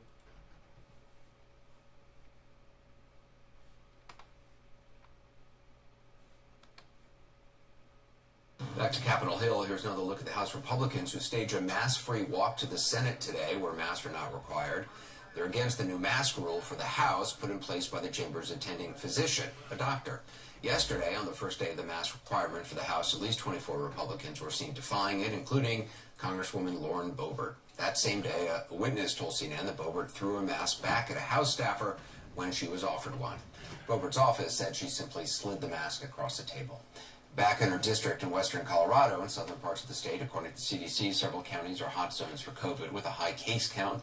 Tonight, our Gary Tuckman takes us to Moffat County, Colorado, in the northwest corner of the state, where the vaccination rate is low and the cases high. Here's Gary's report. Congresswoman Lauren Boebert is a flamethrower on Twitter, saying things like COVID-19 mutated into communism a long time ago, and the easiest way to make the Delta variant go away is to turn off CNN and vote Republican, a tweet she later deleted. And at a speech at CPAC, where she implied that federal workers would bring vaccines to people's homes, something that is not being done. Don't come knocking on my door with your Fauci ouchie. You leave us the hell alone. And then there was this tweet, trotting out Hitler and his Third Reich. Biden has deployed his needle Nazis to Mesa County, which is one of the counties in her district.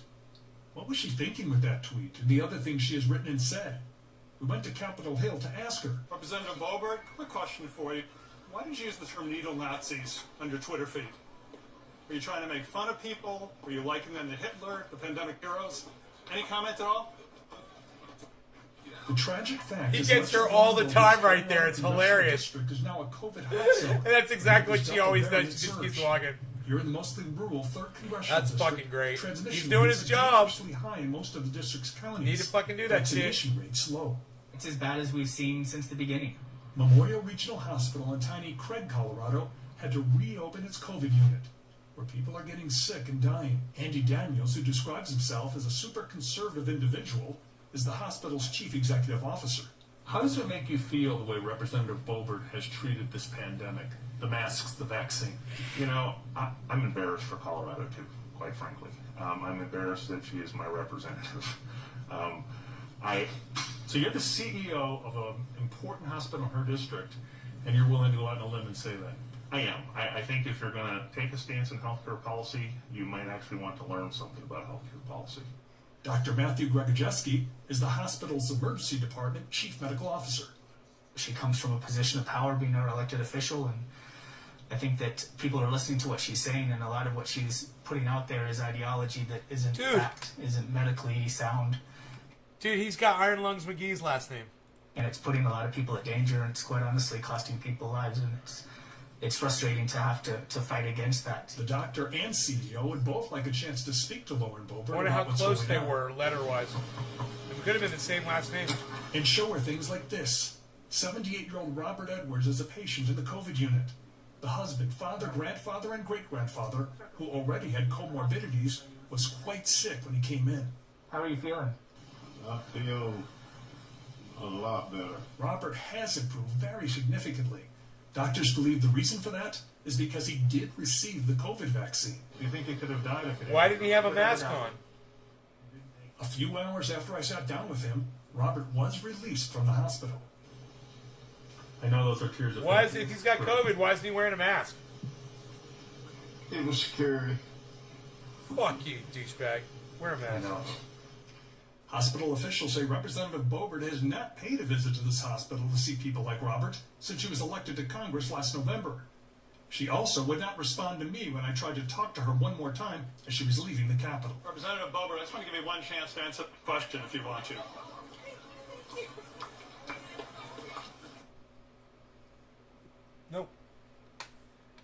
she's not going to do her job. She's not going to do her job. A law professor and CNN election law analyst went toe-to-toe with Senator Ted Cruz in a Judiciary Committee hearing in a fiery exchange about the Texas voter ID law. Listen. Huh. I'm kind of interested in this. In your judgment, are voter ID laws racist? Yes, they are. Tulsa. Totally. They are totally racist. They serve a racist... Thank you for that question. So it depends. One thing we have to stop doing is treating all voter ID laws as the same. Okay, so your answer, I want to move quickly, so it depends is your answer? Yes, that's my answer. Okay, so what voter ID laws are racist? Apologies, Mr. Cruz, your state of Texas, perhaps? Okay, so you think the entire state of Texas is racist. What about requiring an ID to vote is racist? So I think, sir, that's pretty reductive. I'm not saying the entire state of Texas is racist. You just said my state of Texas, so you tell me, what about the Texas voter ID laws is racist? So the fact that the voter ID law was put into place to diminish the political power of Latinos with racist intent and have been found to have... You're asserting that. What's your evidence for that? The federal district court that first resolved the constitutionality of Texas's voter ID law. Okay, so your view is voter ID laws are racist. How about you, Mr. Yang? I agree with Professor Tulsa. Voter ID laws can be racist. Okay, that's two. Mr. Science? There are some voter ID laws that are racially discriminatory in intent. That's what I said. The intent of them is to discriminate against black people. That's the intent of voter ID law. That's it. That's period. We don't have a problem with ID in this country. It's not a widespread issue. Whenever you make it mandatory for people to spend money to vote, which is what voter ID is, they got to get in the car, they got to spend gas, they got to get an Uber, they got to get to the DMV, they got to get a voter ID that discriminates against poor people. And in this country, the majority of the poor people who get discriminated against in this fashion are black people. Yeah, it's that easy to explain, folks. And I'm no fucking political scientist. Joining us now is the professor who brought receipts, Ian Tolson, CNN election law analyst and vice dean of USC Law School. Dean, thank you so much for being with us. I'm going to ask you to do the impossible here, but put yourself in the senator's brain, Ted Cruz's brain there. What is it that you think he was trying to get out of that discussion? I think he wanted me and my colleagues to be in a fundraising video. He wanted some soundbite of us saying that voter ID laws, which he noted several times throughout the hearing, they have broad support. So he wanted some soundbite saying that we think that they're racist and that they don't further the cause of election. It's crazy, James. I refuse to be a soundbite, and my colleagues as well. It was one of the discussions we had on this show a couple months ago. Stacey Abrams came out on this show and said, there are certain voter ID laws she supports, and people all of a sudden their heads exploded and said, What? Explain this to us so people can understand. What is that about? What voter ID laws? What voter ID laws? Yeah, where's the line? Yeah, this is a great question because I think folks get a little confused about it. My point to the senator was that all voter ID laws are not the same. And Texas has one of the most restrictive voter ID laws in the country, and it really harms communities of color. But voter IDs do not have to be that restrictive. For example, Texas accepts only a limited number of IDs to vote. So if you have a driver's license or an election ID card or a handgun license or military identification, you can vote. But if you have federal ID or state ID or student ID, you can't vote. And it's clearly targeted towards making it harder for the people more likely to have those IDs. The students of color and students more generally tend to skew towards the Democratic Party. And also, it's really hard to listen to somebody who's sitting in their own fucking home and sounds like they are in a goddamn Nazi stalag being questioned by fucking torturers. Listen to the tremble in her voice. I can't even listen to her speak. She's so fucking petrified right now. Hey, honey, you're in your own home, okay? You can unplug the computer if you're uncomfortable, okay? You can end this all in 1 second. Don't be nervous. Just let us know how you feel.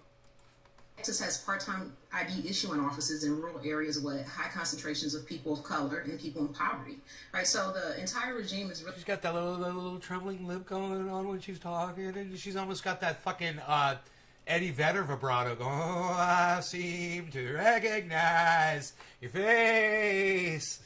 strategically targeted to make it very difficult for minorities to get the ID that they actually need in order to cast a ballot. It does not have to be that way. There are other states that have voter ID laws that are less restrictive. For example, South Carolina has a voter ID law that has a reasonable impediment provision that allows voters who have who fill out an affidavit and attest that She is such a fucking idiot. No law regarding voter ID. She wants voter ID laws? Hey man, you gotta produce identification. There should be no law regarding it. You just gotta have an identification. That's all. How's that? Is that good enough? Fair enough? You can't prove who you are, you don't get to fucking vote. No law. No law regarding fucking voter ID. She's begging for regulation. We don't need regulation. That's why everybody's got a fucking social security number in this goddamn country. Send it to just every social security number via mail. And if it doesn't match up with that, sucks to be you. How about that? You don't get to fucking vote. I don't know why she has to be so regulated. She needs people to rule her. Why is that? They tried to get the ID. Well, they can vote, right? So there are different ways to do this, and Texas has just chosen the path that leads to disenfranchisement. You know, when was the first voter ID law passed? I'm just kind of curious.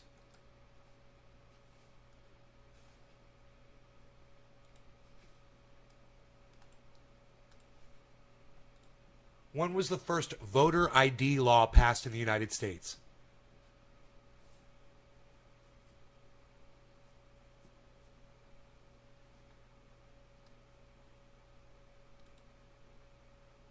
$1993. Well, how did we make it until 1993, folks? These people are dumb cunts. She is a dumb fucking cunt bitch. 1992, how the fuck did we get through that election? Or 90. You know, 90 or 88, or whenever the fuck the election was. How the fuck did we ever get by without voter ID? How did we do it? How did George Washington get elected? There were no voter ID laws when Abraham Lincoln was elected. Were there? You know? There were no voter ID laws when Jimmy Carter was elected. You know? Or Ford. Or Nixon. They all got elected just fine without these stupid fucking laws. No law regarding voter ID, you stupid fucking cunt bitch. Shut the fuck up. Oh, the voter ID laws here are good. I like the voter ID laws. What? You're begging for regulation? You call yourself an advocate? I call you a stupid fucking cunt. Fucking tremble lip bitch. The fuck?